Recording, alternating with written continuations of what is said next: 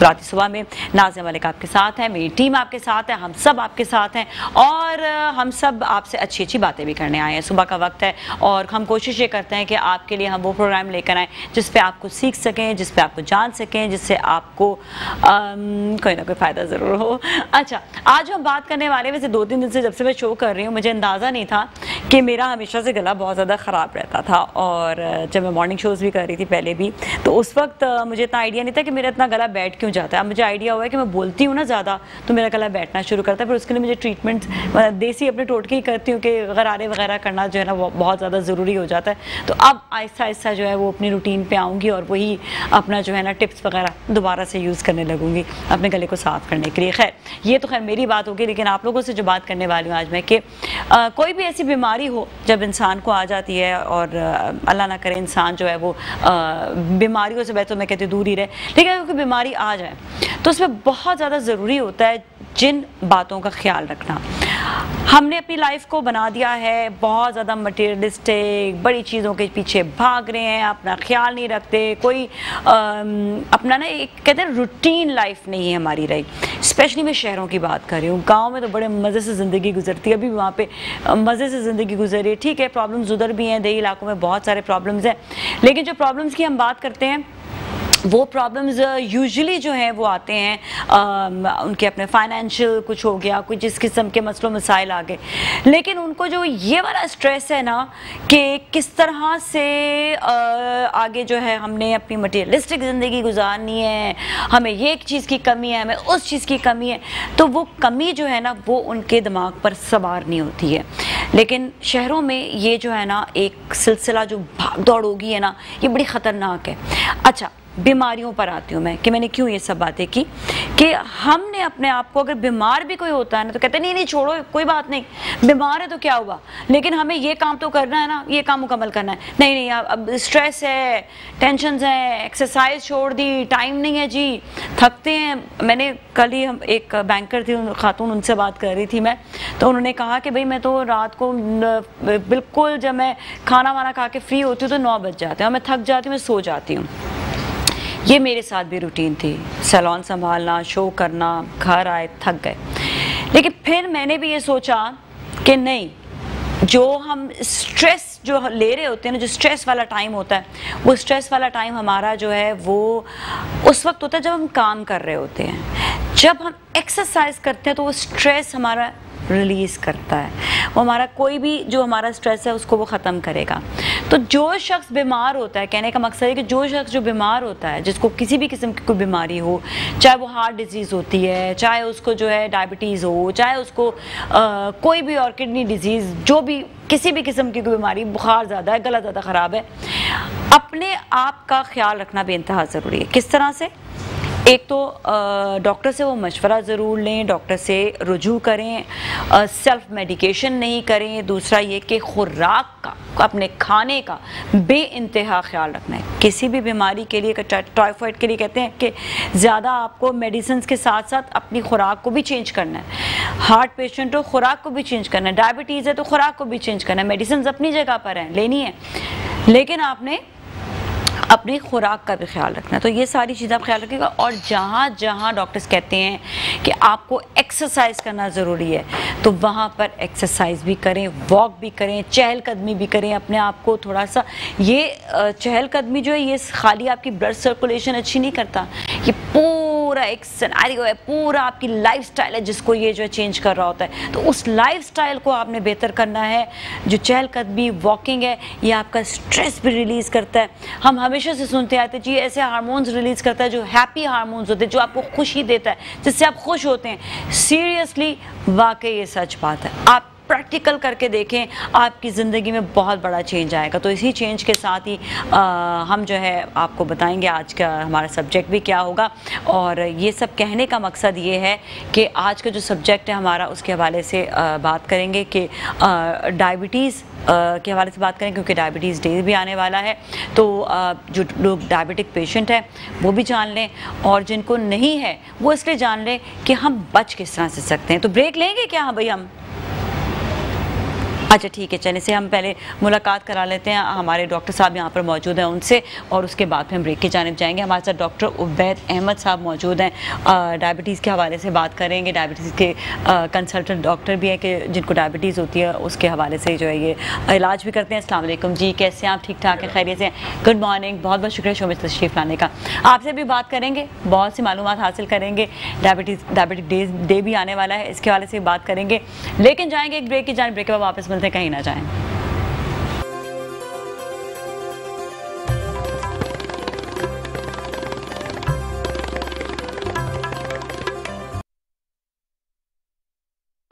खुश आमदीद एक बार फिर नाजरीन, और मुस्कुराती सुबह में आज हमारे साथ जो डॉक्टर मौजूद हैं, डॉक्टर उबैद अहमद, इनसे हम जानेंगे डायबिटीज़ के हवाले से।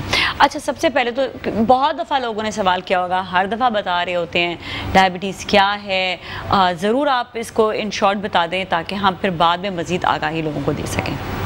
जी शुक्रिया। डायबिटीज़ उर्फ़ आम में शुगर की बीमारी कहलाती है, और ये तो इतनी कॉमन है कि अब हर घर में कोई ना कोई डायबिटिक पेशेंट है। इसमें पेशाब ज़्यादा आना, प्यास ज़्यादा लगना, भूख ज़्यादा लगना, खाना खाने के बावजूद वज़न का गिरना, और फिर जहाँ डायबिटीज़ हो वहाँ कॉन्कोमिटेंट ब्लड प्रेशर का होना, कोलेस्ट्रॉल का होना, और अगर कंट्रोल ना हो तो फिर हार्ट डिजीज़ का होना। ये चीज़ें बड़ी कॉमन हैं। अच्छा, ये सब चीज़ें भी इससे रिलेट हो जाती हैं, लाइक आपका हार्ट डिजीज़ भी से, ये क्यों होता है? मतलब बाकी बीमारियाँ जो हैं क्यों अटैक कर रही होती हैं जब डायबिटीज़ हो जाती है? हाँ, इसको उर्फ़ आम में मदर ऑफ डिजीज़ कहते हैं। तो मदर ऑफ डिजीज़ के अंदर सिर्फ डायबिटीज़ ही जो है वो नहीं होती है, 50% लोग ऐसे इनको डायबिटीज़ के साथ ब्लड प्रेशर भी होता है। अच्छा। और 1/3 लोग एक साथ ही हो जाता है या पहले होता है? कोई पहले आ गया, कोई बाद में आ गया। अच्छा, ऐसा है।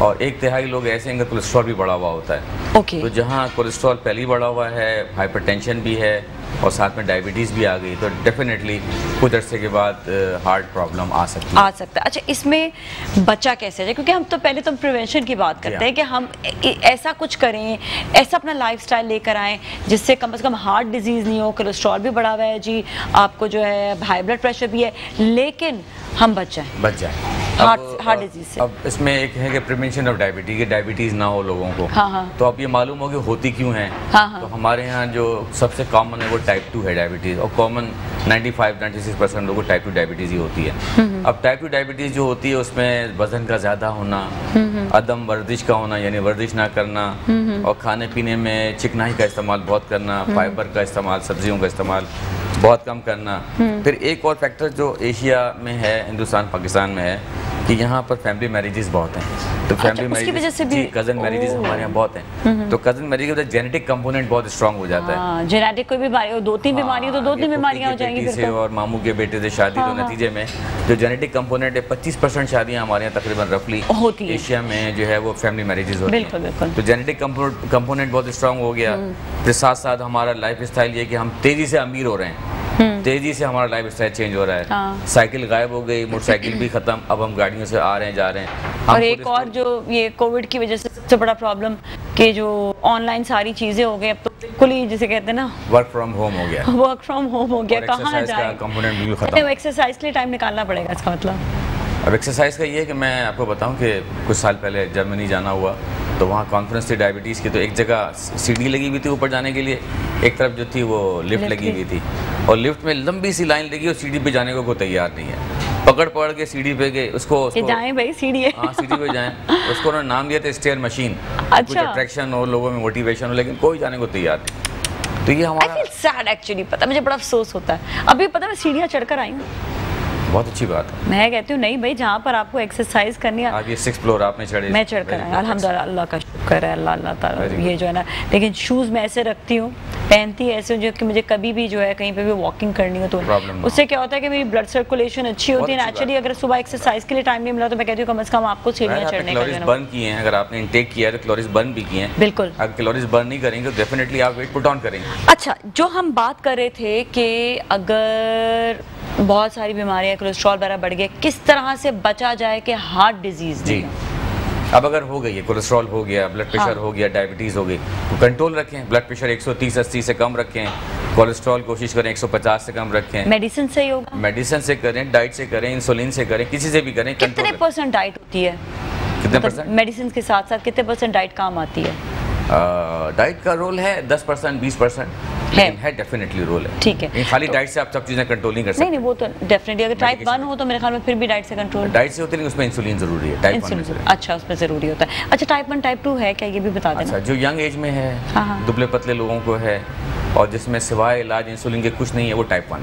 अच्छा, लेकिन वो रेयर है, 3%, 2%, 4%, इससे ज़्यादा नहीं है। लेकिन जो ज़्यादा कॉमन है वो टाइप 2 है, जिसमें इलाज एहतियात और परहेज से भी हो सकता है, एक्सरसाइज से भी हो सकता है, गोलियों से भी हो सकता है। तो वो टाइप 2 है जो कॉमन है हमारे यहाँ। 96-97% लोगों को टाइप 2 है डायबिटीज। दवाओं से कंट्रोल हो सकती है, बिल्कुल दवाओं से कंट्रोल हो सकता है। जिनको यंग एज में डायबिटीज़ हो जाए वो क्या काफ़ी अरसे तक सर्वाइवल की तरफ जा सकते हैं अगर कंट्रोल रखें चीज़ों? अब यंग एज से मुराद है कि जैसे मैं आप बताऊं कि मेरे पास एक बच्चा आता है, वो न्यू बॉर्न जब था, वो पैदाइश के वक्त से पैदाइशी, तो उसके माँ बाप को काउंसलिंग करनी पड़ी, बहुत दिन तक समझाना पड़ा, बताना पड़ा। पहले माँ बाप इसको एब्जॉर्ब करें, इमीडिएट डॉक्टर तो उसके अम्मा अब्बा ही है ना, बच्चा तो नहीं केयर कर सकता।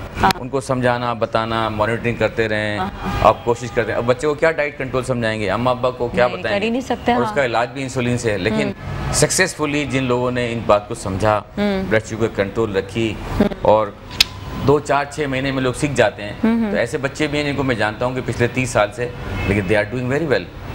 और ऐसे बच्चे भी हैं और हेल्दी भी रखा हुआ है अपने आप को उन्होंने। ठीक है, बस सारी चीज़ें आती है कि इस पर मेडिसिन जो है अगर हो जाए तो मेडिसिन से ही कंट्रोल हो रहा था, या शुरू में आप अपने आप को कंट्रोल कर सकते हैं सिर्फ और सिर्फ खुराक से? बहुत अर्ली, जिनको अर्ली स्टेज होती है उनके लिए सही पॉसिबिलिटी है, बिल्कुल है, पॉसिबिलिटी है। लेकिन यहाँ अगर शुगर शुरू से बहुत हाई निकली है, पहली बार 300-400 निकली है, तो डेफिनेटली फिर उसको हमें तो मेडिसिन, वो तो ठीक है, वो तो आप बता सकते हैं कि किस तरह से जो है कि कौन सा वाला जो है इलाज इसके लिए पहले बेहतर है। अच्छा, कॉजेज़ क्या होते हैं? कॉजेज़ मतलब टाइप 2 डायबिटीज़ होने के क्या क्या मैंने बताया ना, टाइप 2 डायबिटीज जो कॉजेज़ हैं मेनली हमारे यहाँ, एक तो फैमिली मैरिजेस, मतलब ये इनहेरिटेड, जी हाँ। दूसरा हमारे यहाँ जो ओबेसिटी है कि तेजी के साथ लोग ओबीस हो रहे हैं, स्पेशली खवातीन, स्पेशली खवातीन। एक प्रेगनेंसी 5 किलो वजन गेन किया, दूसरे प्रेगनेंसी 5 किलो वजन गेन किया, 4 बच्चों में 20 किलो वजन गेन कर लिया। वही खातून जो कि शादी के वक्त 50 kg की थी, अब वो 10 साल के अंदर उनका वजन 70 kg 75 kg हो चुका है। ठीक, तो उनका वजन 50 kg होना चाहिए था और रैपिडली गेन किया। उनके हस्बैंड ने इतना वेट गेन नहीं किया, उन्होंने वेट बहुत, तो तेज़ी से वेट जो भी गेन करें। कॉस्ट क्यों होता है तेज़ी के? बहुत ज़्यादा खाना खा रही होती हैं और बैठी भी होती हैं। प्रेगनेंसी में यूजुअली ख़वातीन ये भी होता है कि ज़्यादा चलना नहीं है, वॉक नहीं करना, जबकि उनको उस वक्त ज़्यादा चलना और वॉक करना चाहिए, ज़्यादा काम भी करना चाहिए। वो तो पुरानी ख़वातीन जो एक्स्ट्रा खिलाती हैं ना, उनको सठोरा और मेवे और पता नहीं क्या क्या खिलाती हैं, वो पुट ऑन करती हैं वेट, और वेट पुट ऑन करने के बाद वो अभी अपने वेट को दोबारा नॉर्मल पे लाने की कोशिश भी नहीं करती हैं, दोबारा प्रेग्नेंट हो जाती हैं। अच्छा, ये लंबा सब्जेक्ट हो जाएगा, मैं ये पूछूंगी कि तो क्या क्या खुराक खानी चाहिए? हेल्दी डाइट जिसमें प्रोटीन्स भी हों, कार्बोहाइड्रेट्स भी हों, फैट्स भी हों, फ्रूट्स भी हों, वेजिटेबल्स भी हों, सिर्फ चिकनाई नहीं। अच्छा, सही है। सिम्टम्स क्या होते हैं डायबिटीज़ के? अगर किसी को शुगर कंट्रोल नहीं है या नई शुगर मालूम हुई है, तो बिलउमूम जो है वो 70-80% लोगों में सिम्टम होते हैं। वज़न गिर रहा है, पेशाब ज़्यादा आ रहा है, रात को पेशाब के लिए उठना पड़ता है, या गला खुश रहता है, खुश्की हो जाती है। लेकिन बाज़ लोगों में इंसिडेंटली मालूम होता है कि अम्मी को शुगर थी, मैंने भी चेक कर ली, मालूम हो गई। अब्बू को शुगर थी, भाई को शुगर थी, मैंने चेक कर ली, मालूम हो गई। या इंश्योरेंस पर्पज़ के लिए गए थे, वहाँ टेस्ट हो रहे थे, तो मेरी शुगर निकल आई, पता चल गया। या किसी का ऑपरेशन आई का होना था, वो गए तो मालूम हुआ शुगर निकल आई। किसी को हार्ट अटैक हुआ तो मालूम हुआ शुगर निकल आई। तो इंसिडेंटली भी कभी कभी शुगर निकल आती है जिसमें सिम्टम नहीं होते। पता नहीं। और कभी कभी 300-400 शुगर भी कोई सिम्टम नहीं है। पता चला कोई फ्री मेडिकल कैंप हो रहा है, वहाँ चेक कराने आया तो मालूम उनको शुगर। इतना ज़्यादा शुगर बढ़ जाए तो फिर उसका क्या साइड इफेक्ट हो जाता है? ज़ाहिर है उसका असर पड़ता है, उसका ब्रेन पे भी असर पड़ सकता है, आंखों पे भी असर पड़ सकता है, उसका हार्ट पे भी असर पड़ सकता है, किडनी पे भी असर पड़ सकता है, पाँव भी पड़ सकता है। अगर आप पाँव की कंडीशन पूछे पेशेंट से, तो पाँव में नमनेस हो रही है, टिंगलिंग हो रही है, सुन्न हो रहे हैं, जलन हो रही है, सुइयाँ महसूस होती हैं, दर्द होता है, तो ये 35% लोगों में ये ऐसा होता है। अच्छा, एक तो योगा साइंस जो है, मैंने ये भी सुना है कि रात में जो है उनको बहुत ज़्यादा यूरिन का प्रॉब्लम हो जाता है, मतलब बार बार यूरिन आ रहा होता है। दूसरा है कि उनको भूख बहुत ज़्यादा लग जाती है, और तीसरा जो है वो ये है कि साथ में आपका ना गला बहुत खुश्क हो रहा था। ये 3 जो साइंस है, ये टाइप 2 के ही साइंस हैं क्या, या टाइप 1 में भी ऐसा? टाइप 1 में ही ज़्यादा होते हैं। टाइप 1 में ज़्यादा बहुत ज़्यादा होते हैं, लेकिन टाइप टाइप 2 के अंदर ये कम होते हैं निस्बतन। अच्छा। और स्पेशली जिनकी कंट्रोल है उनको ये प्रॉब्लम नहीं होती। टाइप 1 के लिए और टाइप 2 के लिए कोई टेस्ट है? ब्लड शुगर, बस ब्लड शुगर। मेरे अब तो ये भी तहकीक पे आया है कि 3 महीने की आप जो है वो आप कंट्रोल देखना चाहें कि भाई इसका शुगर कंट्रोल कैसा जा रहा है, ठीक है, तो वो आप HbA1c टेस्ट होता है, 6.5 और 7 तक अगर इसका मतलब ब्लड शुगर सही जा रही है। किसी को शुगर हो गई है और अब उसको आपको प्रीवियस 3 महीने का कंट्रोल देखना है कैसा है। नॉर्मल क्या होता है इसमें? 6.5-7 तक हो, बाज लैब 6.5, बाज लैब 7, लेकिन ये इसके दरमियान है, इसका मतलब ब्लड शुगर अच्छी है, सही है, ठीक है, कंट्रोल है। और से ज़्यादा हो तो फिर ज़रा टंग घंटी बच जाएगी। ओके, अच्छा, इसके साथ साथ ये भी है कि जो डायबिटीज़ है, यूजुअली आपने ये कहा कि ये इनहेरिटेड भी होती है। अगर किसी को इनहेरिटेड नहीं हो तो फिर इसकी कॉज क्या, कोई स्ट्रेस और टेंशन या ओवरलोड वर्क, एक्सरसाइज नहीं करना, खुराक का ख़राब होना, ये भी सब हो सकते हैं? ये जो स्ट्रेस है ना, स्ट्रेस को कोई भी डिफाइन नहीं कर सकता, ना स्ट्रेस को कोई मेजर कर सकता है। मैं आज से कोई 25 साल पहले की बात बताऊं।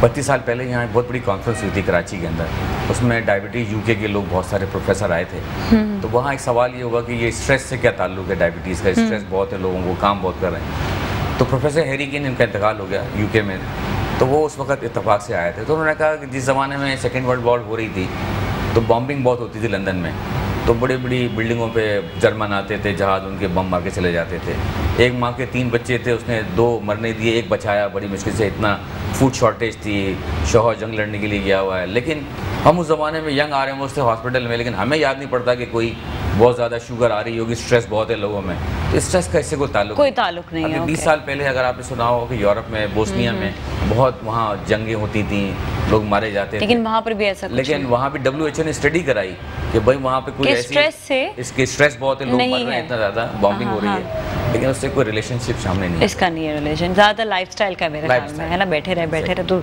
बहुत सी बीमारियाँ वैसी लग जाती है। अच्छा ठीक है, अभी जाएंगे ब्रेक की जाने, ब्रेक के बाद वापस मिलते हैं, आप हमारे साथ ही रहें।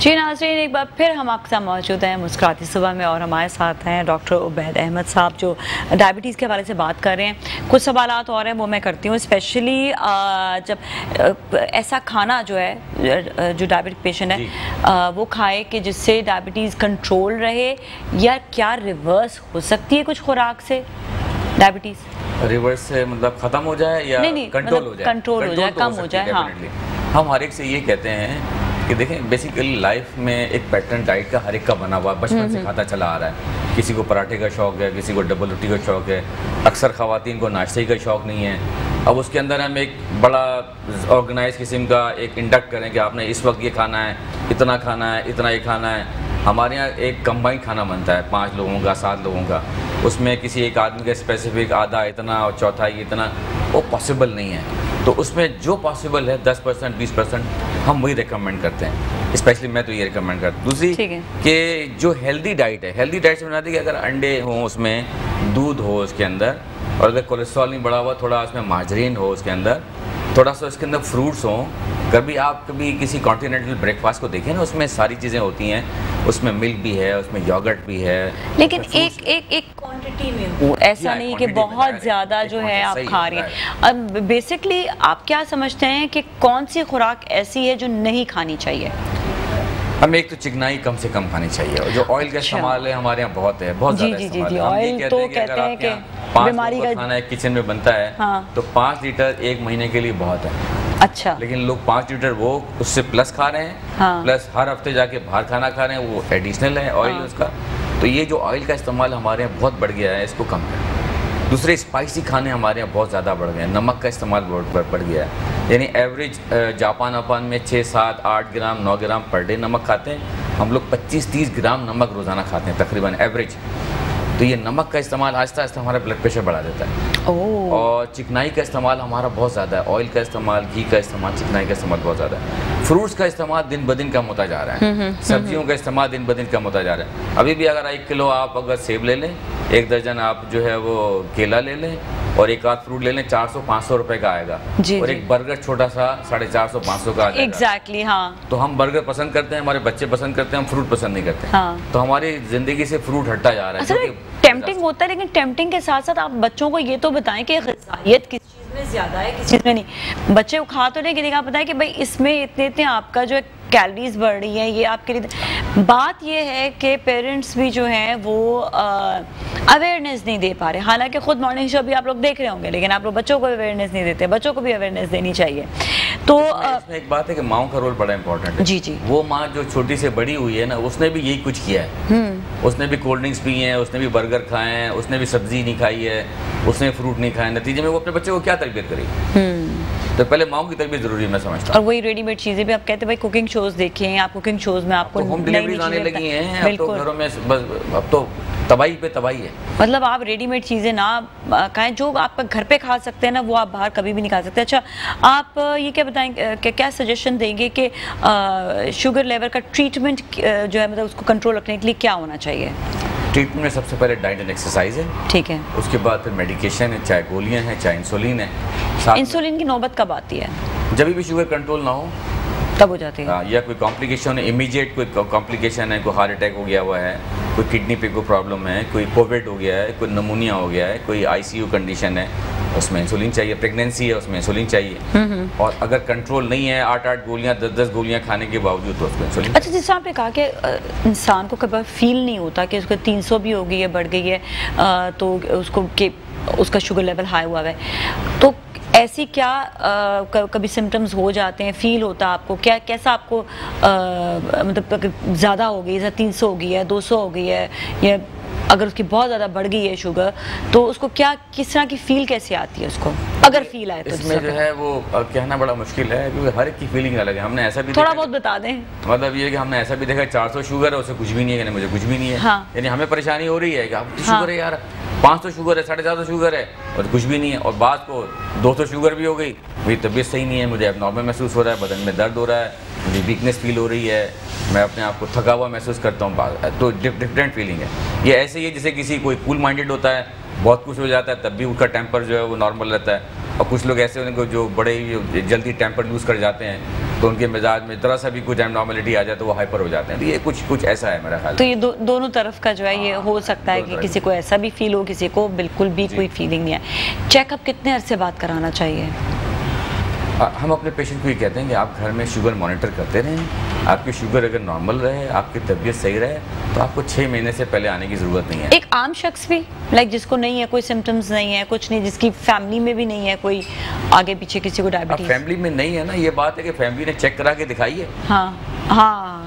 अब फैमिली ऐसे कह रही है हमें नहीं है, किसी ने चेक कराई है आपको, तो मतलब कितने अरसे बाद चेक कराना चाहिए एक आम इंसान? पाकिस्तान में जितनी डायबिटीज कॉमन है, इसके हिसाब से तो मैं कहता हूँ जिसकी उम्र भी 25-30 साल से ऊपर है, वो अपना regularly blood pressure, sugar, cholesterol कराता है। कितने अरसे बाद? अगर उसने कराई है 1 साल, ठीक है, नॉर्मल साल में 1 साल के बाद। अच्छा ठीक है।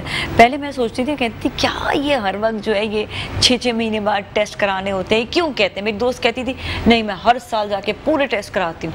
अब मुझे ख्याल आता है नहीं, हमारा लाइफस्टाइल इतना ख़तरनाक हो चुका है, वैसे डेंजर उस पर कहती हूँ।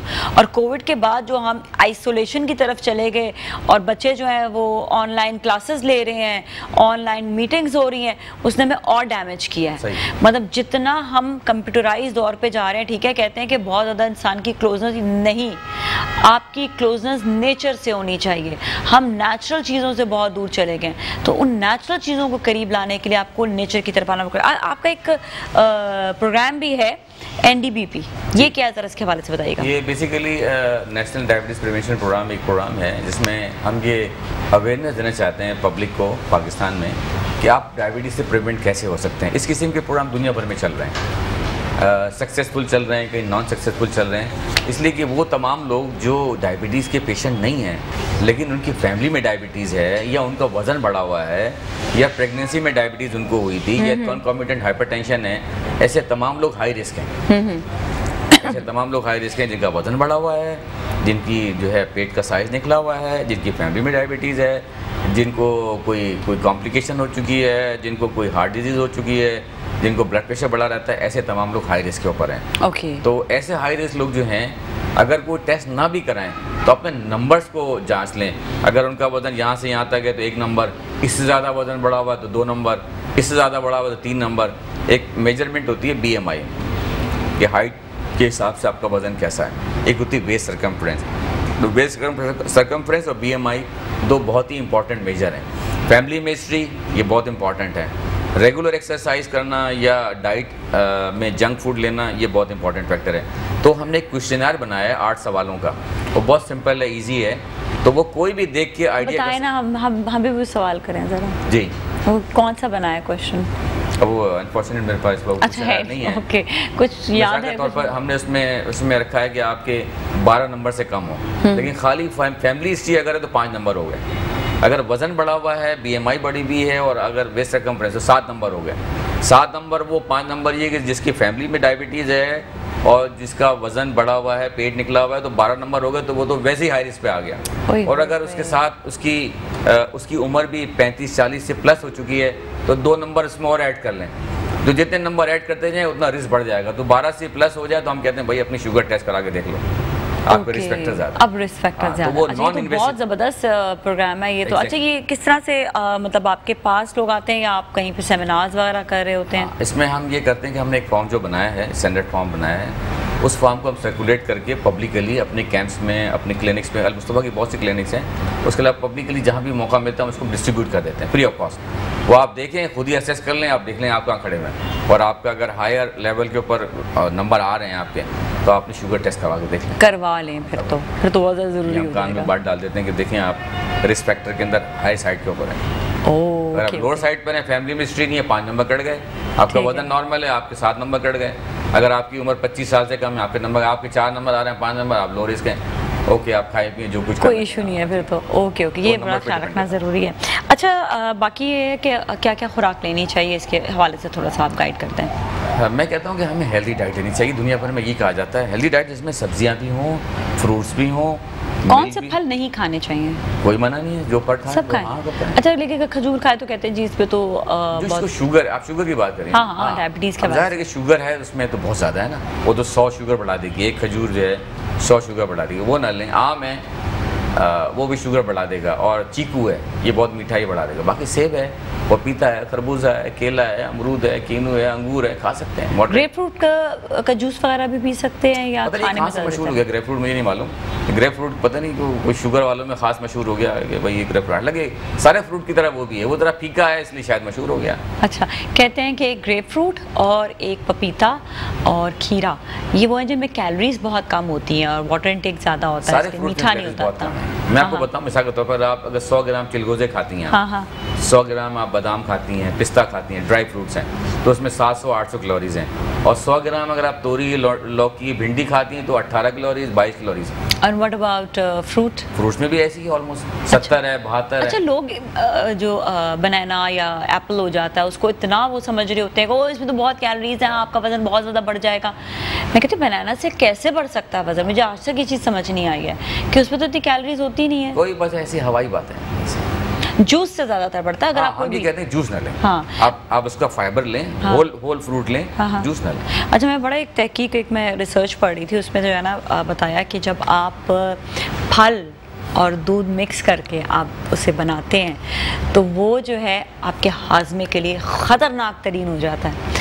कहते हैं कि जो मिल्क है उसका एक असर होता है, बनाना का एक अपना होता है। आप खा लें, लेकिन आप उसे ब्लेंड करके जब आप पीते हैं तो उसमें आपके जिनको हाजमे का प्रॉब्लम होता है ना, उनके लिए बहुत ज़्यादा इश्यूज़ हो जाते हैं। तो कहते हैं कि खाना अच्छा होता है, कोई भी चीज़ जिस तरह जूस हो गई या ब्लेंडेड हो गई, आप ब्लेंड करके चीज़ों को जो है ना इस तरह ना आप पिएँ या खाएँ। बहुत सी चीज़ें मिथ्स हैं, कुछ पता नहीं है कि ऐसा है या नहीं। जैसे मछली के बाद दूध नहीं पीना चाहिए, है ना? किसके बाद? मछली खाइए तो दूध नहीं पीना चाहिए, है ना एक।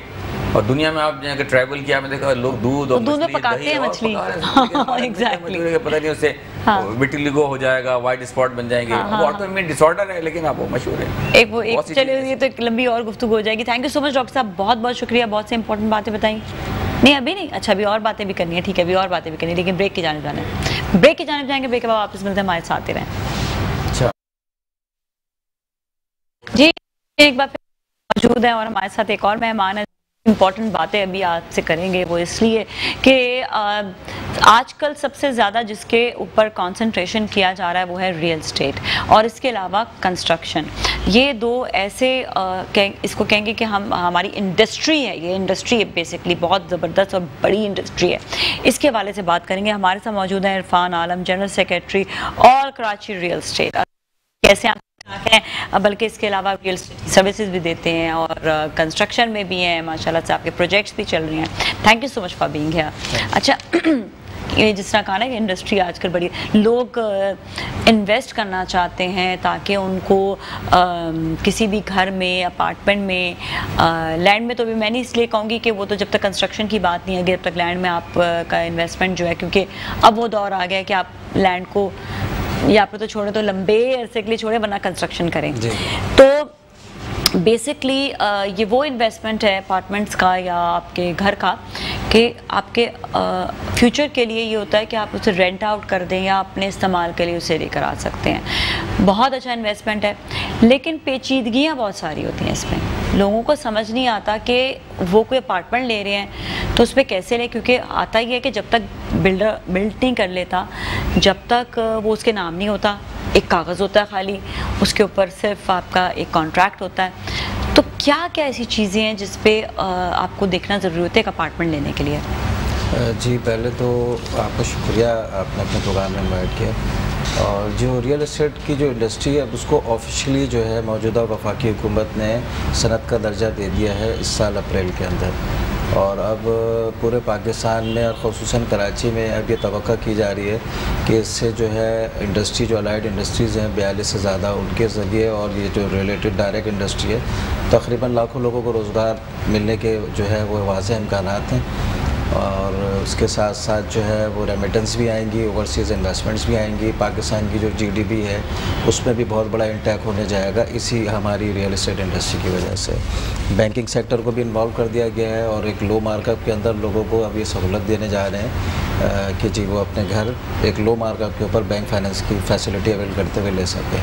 तो उससे जो है वो एक मिडिल क्लास या लोअर मिडिल क्लास इनकम के जो लोग हैं उनका जो अपना घर बनाने का जो ख्वाब है वो ताबीर की तरफ जाता हुआ नज़र आ रहा है। बिल्कुल। तो real estate industry no doubt कि अब आने वाले वक्तों में पाकिस्तान की जो प्राइम जो हमारी इंडस्ट्रीज़ हैं, जो प्राइम आपकी जो जनरेट करती हैं रेवेन्यू, उसमें टॉप ऑफ 3 और टॉप ऑफ 4 के अंदर आने जा रही है इंशाल्लाह। आपका जो सवाल है कि जी एक आम आदमी जो रियल एस्टेट इंडस्ट्री से रिलेटेड इसकी एक्सपर्टीज़ से वाकिफ़ नहीं होता, उसके लिए क्या चीज़ ज़रूरी है कि वो कोई अगर प्रोजेक्ट में अपार्टमेंट बुक कराने जा रहा है तो उसमें सबसे पहली बात तो ये है कि वो उस जगह को जाके पर्सनली जो साइट है जहाँ पे वो बिल्डिंग बनने जा रही है उसको फिज़िकली विज़िट करे कि जी आपका दफ्तर अगर उस जगह पर नहीं मौजूद है, लेट सपोज़ के साइट पे अगर किसी बिल्डर का ऑफिस मौजूद नहीं है और उसने ऑफिस कहीं और रखा है, तो भी आप पर्सनल कैपेसिटी में जाएं और जाके उस साइट को देखें। उसके बाद आप इसके जो मुताल्लिका इदारे हैं, अगर वो कंटोनमेंट के अंदर है वो लैंड, तो कंटोनमेंट के अंदर एक विंडो है फैसिलिटी इंफॉर्मेशन विंडो।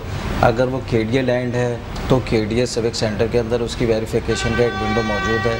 आप वहाँ जाएँ, उस बिल्डर का नाम, उसका लाइसेंस, उस प्रोजेक्ट की एनओसी के मुतालिक आप इन्फॉर्म करें कि यहाँ से वो तमाम एनओसी कहाँ से पता चलेगी? हमारे पास जितने भी प्रोजेक्ट कराची में, सिंध में जो बनने जाते हैं, चाहे वो लैंड डेवलपमेंट प्रोग्राम हो या वो हाई राइज कंस्ट्रक्शन, उसको तमाम इजाज़त SBC यानी Sindh building control authority provide करती है। तो वहाँ पर अब एक जो अभी हम इस एफर्ट के ऊपर 2 साल से कोशिश कर रहे हैं कि लोगों को फैसिलिटेट करने के लिए और उनको अवेयर करने के लिए एक विंडो वहाँ पे बनाई जाए, इंफॉर्मेशन विंडो। तो अल्हम्दुलिल्लाह अभी पिछले चंद माह पहले वहाँ पे ये काउंटर बना दिया गया है और 1 विंडो ऑपरेशन के तहत जो लोगों के नक्शे के पास बहुत अच्छा है। तो हाँ, तो वहाँ जाके आप बिल्कुल आसानी से इंफॉर्मेशन लें। आप इंफॉर्मेशन ले सकते हैं कि लेट सपोज़ के कराची में अगर कहीं कोई प्रोजेक्ट है, गुलशन इकबाल में, गुलिस्तान जौहर में, सुरजानी में, तो आप उस बिल्डर का जो उस प्रोजेक्ट का मुताल्लिका नाम है वहाँ पे आप जाकर उस एरिया को डिफ़ाइन करके आप उसके बारे में पता कर सकते हैं कि आया मुताल्लिका इदारों ने उसको तमाम तरह एनओसीज़ दे दी हैं, उसका स्ट्रक्चर पास हो गया, उसका आर्किटेक्चर पास हो गया है, उसकी प्रेजेंटेशन हो चुकी है और लास्ट स्टेज जो है। अच्छा, जो प्रॉब्लम आता है ना सबसे बड़ा, जिस तरह जो लैंड जहाँ पे कॉलोनीज़ बनती हैं, जहाँ पर जो आपके उसे क्या कहेंगे, जो एक एरिया जो बन रहा होता है पूरा, उसको हम जो है सोसाइटी। अच्छा, उनमें जो प्रॉब्लम आता है वो ये आता है कि वो ठीक है मंजूर शुदा हो जाता है, वो सब चीज़ें हो गई, ऑन ग्राउंड पेपर हो गया, लेकिन इंफ्रास्ट्रक्चर नहीं बनता, वहाँ सिर्फ लैंड रह जाता है। अब एक शख्स जो है वो जाके लैंड लेता है, लोगों में जो आजकल प्रॉब्लम आ रही है वो ये आ रही है कि वो कहते हैं हम लैंड तो ले रहे हैं लेकिन प्रॉब्लम ये है कि यहाँ पर इंफ्रास्ट्रक्चर नहीं बना अभी तक। तो उसके लिए भी कुछ ना कुछ होना चाहिए कि जी अगर कोई सोसाइटी बना रहा है तो कम से कम वो सिर्फ सोसाइटी एक लैंड के लिए तो नहीं बना रहा, वहाँ पे जाके झोपड़ी थोड़ी उगाएगा वो या झोपड़ी थोड़ी लगाएगा। उसको प्रॉपर अपना सिस्टम चाहिए, सीवरेज भी आए, वहाँ पर गैस लाइन भी आए, इलेक्ट्रिक भी आए, रोडें भी बने, सिर्फ लैंड ना हो। इसके लिए कोई इकदाम किया आप लोगों ने? आपने ये बात जो है बहुत लॉजिकल और बड़ी वैलिड बात की है। आपको याद होगा कि 2002 में रियल एस्टेट इंडस्ट्री को बहुत बड़ा ज़बरदस्त बूम मिला था जब पहली दफ़ा कन्वेंशनल बैंकों को जो है वो पब्लिक लोन्स के अंदर इन्वॉल्व किया गया। तो उससे पहले सिर्फ सरकारी एक इदारा होता था HBFC, जो लोगों को घर लेने के लिए और जो है वो लोन मुहैया करता था। उस वक्त उस ज़माने में फिर एकदम से बहुत सारी जो है वो सोसाइटियाँ जो हैं वो डेवलपर की तरफ से लॉन्च की गई, जिसमें नॉर्दर्न बाईपास में, स्कीम 33 में, हाईवे के ऊपर और स्कीम 45 में।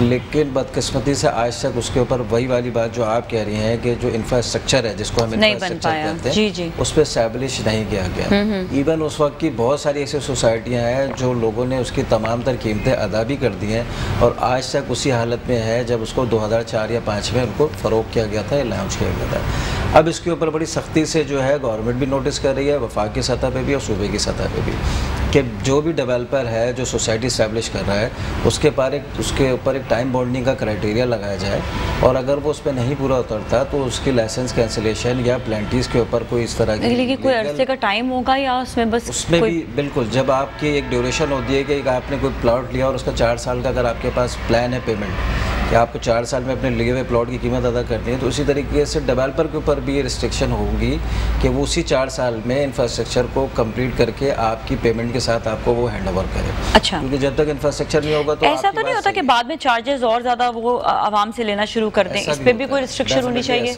ऐसा भी। इस सिलसिले में देखें, इस तरह की जो कंप्लेंट्स हैं सरकारी सतह से हट के जो बिल्डर एंड डेवलपर की जो अपनी एसोसिएशन है आबा, जो पाकिस्तान की सबसे पुरानी और सबसे मुस्तहकम एक इदारा है जिसमें तमाम बिल्डर एंड डेवलपर इसमें मेंबर हैं, तो इस तरह की शिकायतों को वो अपने प्लेटफॉर्म पे भी लेते हैं। पब्लिक जिनके साथ अगर कोई डेवलपर ज़्यादती कर रहा है या वो उनको वो डिलीवर नहीं कर रहा तो उनके पास भी एक ऐसा एक प्लेटफॉर्म है जहां आम आदमी अपनी शिकायत जाके दर्ज करा सकता है। लेकिन बदकिस्मती से शिकायतों की तादाद हज़ारों नहीं लाखों में बढ़ती जा रही है। तो वो उस कैपेसिटी नॉट ओनली कराची, हम टॉकिंग इस्लामाबाद में बहुत ज़्यादा है, लाहौर में है, हर जगह पर। आप नेम इट डिफरेंट एरियाज। जी, जो सराउंडिंग एरियाज़ हैं, जैसे पंजाब के अंदर है पिंडी, इस्लामाबाद के नवाजात के इलाकों में बनी हुई हैं सोसाइटियाँ, लेकिन बहुत सारे ऐसे भी लोग हैं जिन्होंने टाइम पे डिलीवर भी किया, लेकिन उनकी तादाद बहुत कम है। हाँ। ज़्यादातर लोग वो हैं जो 2004 और पार्लियामेंट 5 के अंदर लोग अपनी सोसाइटियों की पूरी पेमेंट भी लेके बैठे हैं, लेकिन आज तक इंफ्रास्ट्रक्चर उन्होंने इस्टेब्लिश नहीं किया ताकि लोग वहाँ जाके अपने घर बना सकें। लेकिन कुछ ऐसे भी हैं जहाँ माशाल्लाह तमाम कॉलोनियाँ बन चुकी हैं और लोग वहाँ पर रह भी रहे हैं और बड़े सिक्योरिटी से। अच्छा, कॉलोनीज़ में क्या सिक्योरिटी होती है, लाइक उनके कागजात की या चीज़ों की? क्योंकि वो डायरेक्ट जो है वो इनडायरेक्ट लैंड होता है, तो क्या वो सिक्योर्ड होता है अगर कोई ख़रीदता है तो? देखिए, उसमें एक जो KDA या MDA या कंटोनमेंट के ऊपर जो अगर हाई राइज बिल्डिंग बननी होती है तो उसके मामला बहुत आसान होते हैं, चूँकि उसके पास एक बड़ा डिपार्टमेंटल सिस्टम है, जाके आप उसको चेक कर सकते हैं। लेकिन ये जो आपकी जो सोसाइटी जो बड़े अराजी के ऊपर आ रही होती हैं तो उसमें ज़्यादातर बोर्ड ऑफ रेवेन्यू की ज़मीनों का जो है जी, इसीलिए मैंने सवाल किया। हाँ। उसमें अमूमन देखने में ये आता है कि उसमें बहुत ज़्यादा कॉम्प्लिकेशंस आती हैं। उसके लिए अब सिंध हुकूमत ने sindhzamin.com के नाम से एक ऐप लॉन्च की है जिसमें आप जो है ज़मीन के बारे में इंफॉर्मेशन ले सकते हैं। लेकिन उसके बावजूद भी बहुत सारी ऐसी जगहें हैं जहां कागजातों की वजह से उसमें खातों में रद्दोबदल करके और जालसाजी के ज़रिए भी बहुत सारी ऐसी जो सिर्फ आपके पास कब्ज़ा है, ज़मीन किसी और के नाम पर है और आपने वहाँ पे सोसाइटी लॉन्च की, लोगों से पैसे लिए और बाद में इस पर किसी किस्म का तनाज़ा आया तो लोग जो है वो रुल गए और पैसा जो है वो, क्योंकि अथॉरिटी किसी और के पास होती है ना। लेकिन ये है कि जो नामवर लोग हैं या जिनके क्योंकि आप जिन्होंने अच्छा काम किया हुआ है वो नज़र आ रहा होता है, वो डे टू डे आपको पता भी चल रहा होता है ये काम है इन्होंने किया है, तो उनका ये पता है इंफ्रास्ट्रक्चर भी बनेगा, यहाँ पे गैस लाइन भी आएगी, यहाँ पे सब होगा। लेकिन जिनका नहीं पता है तो वो आप कंफर्मेशन पहले आप ले लें। इस पर कोई सज़ा तो मेरे ख्याल में इस पर मुकर्रर करनी चाहिए, कुछ ना कुछ तो होना चाहिए ताकि लोगों को प्रॉब्लम ना। अच्छा, इसके बरक्स जिस तरह आपने कहा अपार्टमेंट्स वो ज़्यादा जो है वो सेफ़ होते हैं, उसका कॉन्ट्रैक्ट या उसका कागज़ भी जो है वो सिक्योर्ड और सेफ़ होता है, वो कैसे? देखिए वो बेसिकली ऐसा होता है कि आपके वो शहर के जो आपके एस्टैब्लिश एरियाज़ हैं, जैसे आपका गुलशन इकबाल नाज़िम, और वो ये भी नहीं है ना कि वहाँ पे सीवरेज नहीं आ रहा या नहीं आ रहा, अच्छा, लेकिन मुकम्मल हो जाए वो भी अपार्टमेंट, ये भी एक चीज़ है। लेकिन उसमें क्या होता है, ज़्यादा से ज़्यादा आप 5 साल की जगह 6 साल लग जाते हैं प्रोजेक्ट के अंदर, या आपको थोड़ा बहुत कोई ऐसी जगह पर कहीं ये भी देखने में आता है कि बिल्डर आपसे एक्सक्रेशिया मांग लेता है कि जी कॉस्ट में जो है वो ज़्यादा जो है कॉस्टिंग आ गई है, तो अब आपने अगर लेट सपोज 1 करोड़ रुपये का अपार्टमेंट लिया तो अब आपको 10 लाख रुपए एक्स्ट्रा देने पड़ेंगे। डॉलर की प्राइस आ गई, सीमेंट सरिया महंगा हो गया, इस तरह की शिकायत आती हैं। लेकिन उसके साथ साथ ऐसा भी देखने में आया है कि बहुत बड़ा फ्रॉड इस हवाले से भी हुआ है। जैसे अभी आपको याद होगा कि वफाकी वज़ीर शेख रशीद साहब ने, जो रेलवे के वज़ीर हैं, उन्होंने एक कराची में एक प्रोजेक्ट के हवाले से स्पेशली लोगों को मुतनब्बा किया है कि आप यहाँ पर अपनी बुकिंग नहीं कराइएगा। वो हमारे हसन स्क्वायर की बैक साइड पे एक जगह है जहाँ पर वो एक प्रोजेक्ट लॉन्च हुआ और उस पर लोगों ने बुकिंग भी कराई, वो रेलवे की ज़मीन है। उस पर उन्होंने लोगों को इन्फॉर्म किया कि आप इस पर प्रोजेक्ट, उस पर केस ऑलरेडी है तो आप बेसिकली केस चल रहा है। तो इस तरह की भी मामला आते हैं, सिर्फ ये नहीं कि वो डेवलपमेंट के एंड पर ही आ रही हो, सोसाइटी एस्टेब्लिशमेंट की तरफ उस पर आ रही हो, इस पर भी आती है। इस पर कोई चीज़ अभी तक कोई लॉ बना है कि अगर अपार्टमेंट कंप्लीट नहीं हुआ तो कोई इंसान केस कर सके, कोई अदालत में को नोटिस दे सके, कुछ कर सके, कुछ ऐसा है इसमें अभी या नहीं? देखिए असूली तौर पे जो दुनिया भर में कानून राइज है वो बड़ा सिंपल सा है। अगर मैंने आपसे अपार्टमेंट बुक कराया 4 साल में, जैसे कि दुबई में, यूरोप में, कनाडा में है, कि अगर आप डिले करते हैं, अगर मेरी डिलीवरी आपको 4 साल में मेरी अपार्टमेंट को ये देनी है और अगर आप डिले करते हैं तो उसके बाद उस वक्त का जो राइट द मोमेंट उस अपार्टमेंट का जो रेंट मार्केट वैल्यू होता है वो बिल्डर देने का पाबंद होता है अपने क्लाइंट को। ये एक प्रिंसिपल यूनिवर्सली लॉ है, ठीक है, लेकिन उसको यहाँ पे लोग नहीं वो करते हैं। तो ये कुछ इसके लिए भी आप कुछ इक़दाम होना चाहिए। जैसे पाकिस्तान में बहुत सारी चीज़ें जो है वो जिसका जहाँ सिंह समाया वो चला जाए, तो उस तरह से ये भी एक मामला है। लेकिन चूँकि आप इस चीज़ की वेल रखें, स्पिरिट रखें, आवाज़ उठाएं प्लेटफॉर्म पे, तो ज़रूर इसके लिए भी चीज़ें केस वगैरह कर सकते हैं इस पे। केस देखें, ज़्यादातर क्या होता है कि ज़्यादा आप अभी एक बहुत बड़ी जो है अराजी है उसके ऊपर तनाज़ा हुआ, वो जिसके ऊपर ये तनाज़ा था उसके ऊपर 40-50 अरब रुपए का एक नैब ने रेफरेंस भी बनाया, फिर वो अंदर चले गए, फिर उसके बाद वो बाहर भी आ गए। तो बेसिकली एज सच किसी को आज तक कोई बहुत बड़ी सज़ा नहीं हो पाई। ओके, तो जिससे लोग इबरत पकड़ें या लोग इस कॉम्पनसेशन तो कम से कम कर दें, मतलब इतना तो उनके लिए होना चाहिए। कॉम्पनसेशन भी नहीं मिलती है। लेकिन टू बी वेरी ऑनेस्टली, जो लोग, मैं आपको एक छोटी सी मिसाल देता हूँ कि अगर 1986 में अगर एक आदमी ने अगर एक बहुत बड़ी लैंड ली और लोगों को 2-2 लाख रुपए में 120 गज के अपार्टमेंट जो है वो प्लॉट दे दिए और उसके बाद उनको कभी कब्जा ही नहीं दिया, आज वही ज़मीन उसने किसी और डेवलपर को दे दी और उसने वही 120 गज के प्लॉट अगर 60 लाख रुपए में फ़रोख्त कर दिए, और अगर आज किसी के प्रेशर में आके उनको 1986 के 2 लाख रुपए आज भी 2 लाख रुपए की शक्ल में वापस किए जाएंगे तो वो कंपनसेशन के ज़ुमरे में नहीं शुमार होगा। इस तरह की कंपनसेशन मेरी नज़र में कोई मायने नहीं रखती है। उनको ज़मीन के बदले ज़मीन दी जाए या आज की वैल्यू के हिसाब से उनको कंपनसेशन किया जाए। बहुत ज़्यादा काम करने की ज़रूरत है, कानून साजी के भी हवाले से और एडमिनिस्ट्रेशन। लेकिन कोई केस करे तो उसका मामला सॉल्व हो सकता है, लेकिन अदालतों में भी आपको पता है कि बाप दादा केस करता है, पोता फैसला लेता है। अदालती निज़ाम भी इस हवाले से बहुत ज़्यादा सुस्त रवैये का शिकार है। हमें बहुत सारे जब केसेस आना शुरू हो जाएंगे तो ऑटोमेटिकली इस चीज़ को जो है फिर नॉकिंग हो जाएगी ना, नॉकिंग नहीं होती, लोग आगे बात नहीं बढ़ा पाते हैं ना। मैं आपको छोटी सी मिसाल देता हूँ ना, हमारे पाकिस्तान की जो सबसे बड़ी अदालत है वो सुप्रीम कोर्ट है, उसमें कराची रजिस्ट्री का मामला चल रहा है, जिसमें यहाँ पे आपने पिछले दिनों आपकी भी नॉलेज में आया होगा कि बहुत सारी इमारतों का नोटिस लिया गया, तो वो मामला भी अभी तक आज तक हल तलब है, जबकि सुप्रीम कोर्ट इनिशिएटिव लेकर बड़ा जो है ये भी खतरनाक है। इस पर भी जरा हम बात करते हैं, लेकिन एक ब्रेक की जानिब जाएंगे, ब्रेक के बाद वापस मिलते हैं, हमारे साथ ही रहें।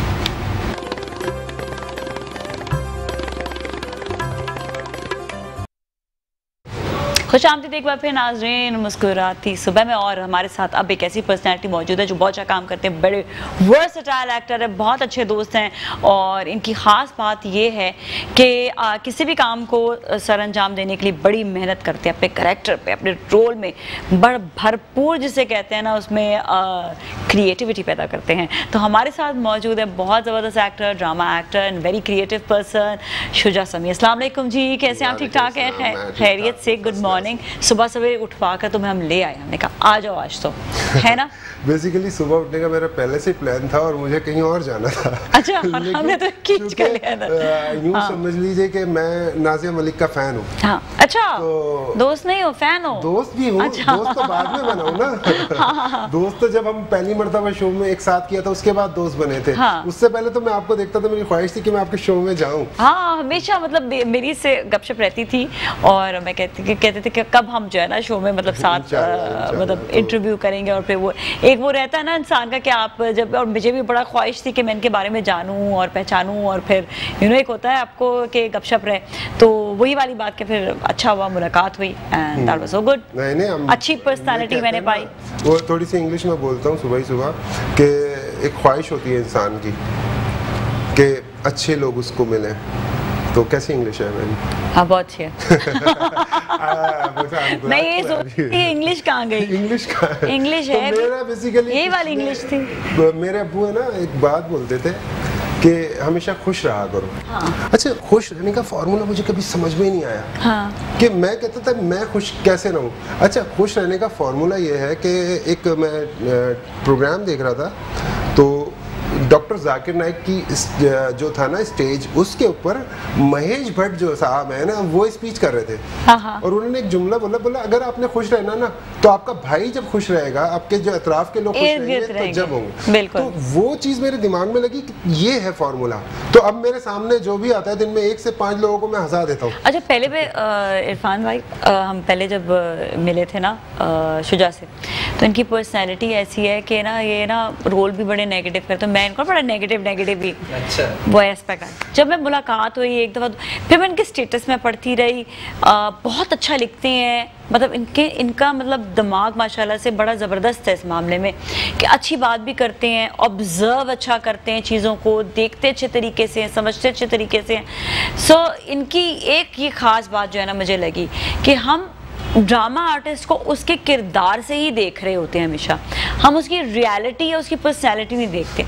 मैं भी ऐसी हूँ, ठीक है ना, हर कोई शायद ऐसा ही होता है, हम वो देखना शुरू होते हैं उसी किरदार से, हम उसे जज भी उसी तरह ही कर रहे होते हैं। ज़्यादातर जो कैरेक्टर हुए ना बहुत हार्ड, बेसिकली मेरे जो फेस है ना, वो फेस कट के हिसाब से आपको जो काम विलेनिश फेस है, वो तो विलेनिश फेस है। अब आप मालिक में या जो भी बड़े बड़े, मैंने मंटू की, मालिक की किया, जितने भी आप बड़े प्रोजेक्ट्स के नाम लें जिसमें भी मेरे कैरेक्टर्स हैं ना, उसमें आपको ये वाला शुजा नहीं मिलेगा जो यहाँ बैठा जी। यहाँ है बिल्कुल अलग, बिल्कुल अलग। मैंने तो खैर हम लोग फेसबुक से बहुत सारा इंटरेक्शन रहता है। प्रोजेक्ट किया था उसमें बेसिकली जो इन्होंने देखा होगा वो था सीरियल किलर का, जो मैंने वहाँ से किया था, जहाँ पहले मॉर्निंग शो करती थी। तो वो तो ऐसा था कि उसमें बिल्कुल ही साइको इंसान था, और वो जब बोलता है तो और बोलता जाता है, और वो ऐसा बोलता है कि उसको देख के। अच्छा, ये जब ग्लासेस पहनकर आते हैं, ग्लासेस लगाना, तो मतलब सही जो है ना इनका विलेनिश किरदार जो, हाँ ये वाले, हाँ ये बिल्कुल। फिर ना अब देखे कोई और पर्सनालिटी हो गई, अब ऐसे लग रहा है कोई और ग्लासेस से बहुत फर्क आ गया है ना, आ गया ना।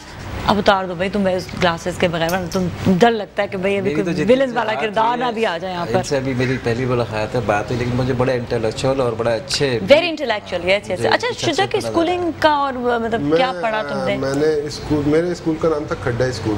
वो जमीन से ना 6 फीट नीचे है। ओके। तो इसलिए मेरी जो वो है ना नॉलेज, वो नीचे से ऊपर तक। अच्छा, सही है। नहीं तो जमीन से उतनी, जमीन के नीचे, जमीन से नीचे। बेसिकली हम लोग जहाँ पढ़ते थे ना, वो उस स्कूल का नाम ही खड्डा स्कूल था, वो नीचे था। बेसिकली गवर्नमेंट बॉयज खड्डा स्कूल। मैंने गवर्नमेंट स्कूल से पढ़ा। तो सही है, तो वो अच्छी तालीम भी होती है, कोई ऐसी चीज में मजाक नहीं है। तो वो, लेकिन वो जमीन से नीचे था। अच्छा, मैंने देखा गवर्नमेंट स्कूल के बच्चे जो होते हैं ज्यादा इंटेलिजेंट होते हैं उस लिहाज से। हाँ, जो प्राइवेट स्कूल में उनका ये होता है कि उनका लेवल तो आप हाई कर देते हैं हर चीज़ में, लेकिन ये है कि क्योंकि जो ग्रास रूट से चीज़ें आ रही होती हैं, जो आप कहते हैं ना कि वो स्ट्रीट स्मार्ट होना, वो बहुत ज़्यादा वहाँ से नहीं, जो रियलिटी जो अवेयरनेस है ना, वो बेसिकली आपको हम जैसे जो हमने जिस क्लास में एजुकेशन लिया आपको वहाँ मिलेगी। यार अच्छा बुरा सब आपको पता चलता है। बिल्कुल, आप ग्राउंड लेवल पे चीज़ों को जानते हैं, नजर आ रहा होता है, और आप लोगों को समझ रहे होते हैं। दूसरे स्कूल में ये है कि वो उनका एक लेवल इस तरह वो कर देते हैं कि माजरत के साथ माइंड ना करें, लेकिन वो उनका लेवल इस तरह कर देते हैं कि वो अपने आप को एक अलग सुपीरियर लेवल की तरफ चले जाते हैं। तो आप कभी भी उस जगह पर नहीं आ सकते हैं जो एक कॉमन लोगों की, जो क्योंकि हम जिस माशरे में रहते हैं ना, हमें उन लोगों को भी अंडरस्टैंड करने की जरूरत है, उनके साथ भी चलने की जरूरत है। बिल्कुल, मैं कनेक्ट करता हूँ एक बात को, जब 2015 और 16 में मैं ना बहुत ज़्यादा हिट हो रहा था, basically all newspaper, all morning shows, ये वो, तो उस वक्त मैंने दुआ की थी, या अल्लाह ताला मुझे शोहरत के शर से बचा ले, क्योंकि सबसे खतरनाक नशा ये, अगर आपको इसका शर लग गया ना। अच्छा, शोहरत का तो आजकल जो एक वो है ना, ये तो आजकल आपके सोशल मीडिया में भी आप देखें कि ये भी बहुत ज़्यादा हो गया। अगर कोई सोशल मीडिया में बहुत ज़्यादा फेमस हुआ है ना, तो उसको भी वो जो एक नशा या अट्रैक्शन जो है वो सेलिब्रिटी समझना शुरू कर देता है। जस्ट लाइक मैं आपको बताऊं कि टिकटॉक की ऐप जो है उसमें कुछ कैरेक्टर ऐसे हैं, मैं तो खैर वो अपने आप को बिल्कुल हमारे मेन स्ट्रीम के एक्टर से भी बहुत ज्यादा सेलिब्रेट, लेकिन वो है, मैं सच्ची बताऊं, अपनी थिंकिंग की बात कर रहा हूं, उनमें से कुछ होंगे जो नहीं होंगे। करता हूं, उसको जस्टिफाई करता हूं। देखें, कोई भी एप्लीकेशन किसी चैनल से कभी बड़ी हो ही नहीं सकती। जो आर्टिस्ट टिकटॉकर से अपना कंपैरिजन रखते हैं, मैं उनको आर्टिस्ट ही नहीं मानता। अब वो कोई भी आर्टिस्ट हो, अगर वो टिकटॉकर से मिला रहा है अपने आप को, देखिए मेरा फेसबुक है, उस पर 50 लाइक से ज्यादा नहीं होते, क्योंकि मैंने सिर्फ उन लोगों को ऐड किया है जो कि मेरे फैमिली के लोग मैं इस पे थोड़ा सा मैं एक अलग मेरी एक सोच अलग है इसमें कि अभी हम लोग इस चीज को नहीं देख रहे। एक अभी चीज को पहले मेरा सुने, फिर सुनिए। मकसद मेरे जो फेसबुक का अकाउंट है ना, उसमें मैंने लिमिटेड लोगों को रखा है, उसको मैंने फैमिली बनाया है। जैसे मेरा एक खानदान है जहाँ मैं पैदा हुआ, ठीक है, और ये नहीं जो शोबिस फैमिली, वो तो आपका परसेप्शन है ना, ये वाली बात। अच्छा, दूसरा ये कि लोग उस पर देख के मवाजना करते हैं कि यार ये 50 लाइक तो इसके होते नहीं है, तो इसकी क्या फॉलोइंग होगी। तो मुझे जब वेब सीरीज ऑफर होती है तो मैं बोलता हूँ यार मुझे पैसे कितने दोगे। मैं ये नहीं कि मुझे मशहूर नहीं होना, भाई मशहूर होने के लिए मैं जब करोड़ों व्यूज आ गए मेरे सोशल मीडिया पे, उससे ज्यादा कितने आएंगे। खैर वो तो आप पैसे देकर भी बढ़ा देते हैं, वो तो आपको तो इतना इशू नहीं होता। नहीं, मैं आपको दूसरे लोगों का भी बता रही हूँ कि वो मैं उनकी अपनी बात हो रही है कि लोगों के अपने जहन में ऐसा एक ज़ोम आ जाता है। क्योंकि मैं अपनी बात मुकम्मल करती हूँ, क्योंकि सोशल मीडिया जो है वो एक पूरा एक अलग एक चैनल बन चुका है, और वहाँ पर भी आप ये नहीं कह सकते सेलिब्रिटीज, मैंने खुद देखा है कि कई ऐसे सेलिब्रिटीज मैं उनको कहूँगी जो सोशल मीडिया के सेलिब्रिटीज हैं, उनको लोग बेइंतहा पसंद करते हैं। They are getting lots of work. I think जो हमारे मीडिया के लोग हैं उनसे ज़्यादा काम वो लोग कर रहे हैं अपने ग्राउंड लेवल पर। बताती हूँ किस तरह उनको लॉन्चेस पे बुलाया जाता है, दे पे देम, उनको जो अपने ब्रांड्स हैं वो उनकी इंडोर्समेंट के लिए दे आर गेटिंग पेड। मतलब बहुत सी जगहों पे दे आर अर्निंग, ऐसा नहीं है कि they are not earning, they are earning actually. देखिए फवाद खान है ना, फवाद खान वो अभी एक कंपनी का ब्रांड एम्बेसडर बनता है या एक कमर्शियल करता है, तो वो कितने पैसे लेता है आपको शायद मालूम होगा। देखिए फवाद खान तो सिर्फ एक ही है फिर, ठीक है ना, या 2 होंगे या 4 होंगे, बाकी जो है सोशल हजारों में से सिर्फ 4 हैं, ठीक है। इसी तरह करोड़ों में से सिर्फ 8 हैं सोशल मीडिया, मतलब ये फर्क है। उनका भी बहुत लिमिटेड सी लिस्ट है, उनकी भी लिमिटेड लिस्ट है। हाँ, मिलियंस में उनके भी बहुत कम फॉलोअर्स बताएंगे कि हर मुंह उठा के नहीं आ सकता, and they have worked hard, और वो कब से काम कर रहे हैं सोशल मीडिया, हमें तो आज नजर आना शुरू है। इसी तरह जो हमारे यहाँ पे सेलिब्रिटीज है वो कब से काम कर रहे हैं, लेकिन वो आज नजर इसलिए आते हैं कि आज वो फेमस हो गए। तो हम एक सोशल मीडिया का भी एक अलग एक प्लेटफॉर्म है। आप खुद भी आपके इंडस्ट्री है अपना एक है, कभी इंडोर्स करने के लिए आपको ये होता है कि मैं इतने फॉलोअर्स इसके हैं तो मैं इसे इंडोर्स करूँ तो मेरी चीज यूं आगे जाएगी। तो ये इंडोर्समेंट्स के लिए आजकल social media very like you know close. मैं इसके बिल्कुल भी खिलाफ नहीं हूँ, और कंपैरिजन भी देखो उनका एक अलग है। बिजनेस पॉइंट ऑफ व्यू से भी सोशल मीडिया की आपको मैं स्टैंड बताता हूँ।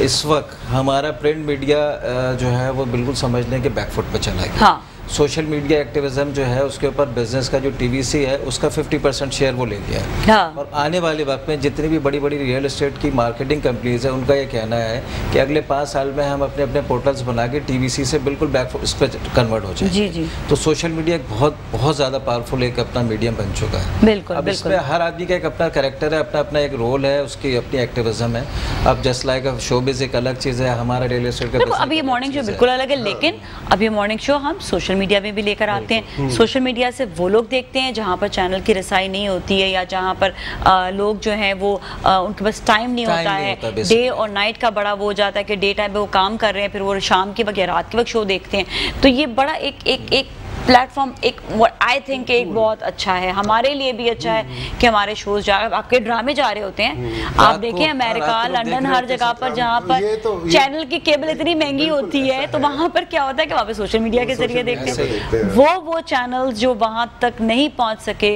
वो सोशल मीडिया के जरिए जो है वो पहुँच चुके हैं। तो आपकी वेब सीरीज है वो उसकी बड़ी डिमांड है, वेब सीरीज का बड़ा अच्छा रुझान हो गया, तो हाँ बड़ा उसको हिट मिल रहा है बड़ा। बिल्कुल बिल्कुल, और बड़ा काम भी हो रहा है उस पर। आप लोग भी वैसे क्या सोच रखते हैं इस वक्त सोशल मीडिया के लिए, अपने कैंपेन्स वगैरह कैसे उस पर चलाएंगे? हमारे लिए तो समझ लें कि जैसे जस्ट लाइक कि हमारे लिए सोशल मीडिया इस वक्त एक बड़ा गाड़ी के 2 पहिए में से एक पहिया हो गया इस वक्त। हमारी जो इस वक्त जो बिज़नेस एक्टिविटी होती है उसमें बड़ा किरदार, जैसे लाइक मार्केटिंग को ब्रांड करना और उसके थ्रू पर सेल्स जनरेट करना, उसमें सोशल मीडिया का बहुत बड़ा किरदार है। उसमें डिफरेंट मीडिया में आपका यूट्यूब है, आपका फेसबुक है, इंस्टाग्राम है, और ये सारी चीज़ें इसके अंदर आप पेड अप पे भी जाते हैं, अपनी एक्टिविटी अपने पेजेस बना के भी जाते हैं, या कंपनीज़ आप एक्सपर्टीज़ की हायर करते हैं, तो उससे आपको बहुत बड़ा जो है सपोर्ट मिलता है बिजनेस के पॉइंट ऑफ व्यू से भी और ब्रांड मेकिंग के हवाले से। बिल्कुल बिल्कुल बिल्कुल। अच्छा, अभी आजकल नए किरदार के हवाले से क्या कुछ सोचा है कि क्या करना है, कुछ नई प्रोडक्ट लेकर आनी है, या क्या चीज़ है? प्रोडक्ट तो है मेरा इंशाल्लाह ताला, अपना एक छोटा सा ब्रांड बनाने का इरादा है 21 में, क्योंकि 10 साल मैंने जो काम किया तो अब उसको कैश करने का टाइम आएगा इंशाल्लाह। तो अपना लिखते बहुत अच्छा हो, कुछ लिखने का सोचा कभी?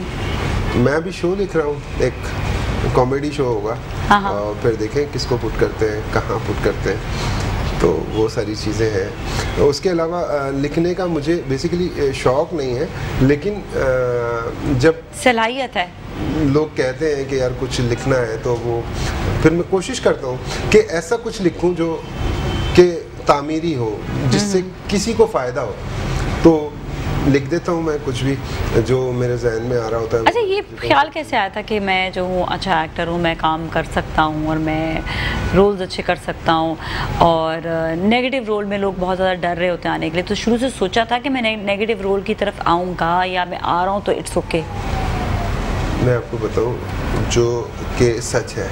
ब्रेक का टाइम आ गया, ऐसा कर सस्पेंस रखें इस बात को। ठीक है।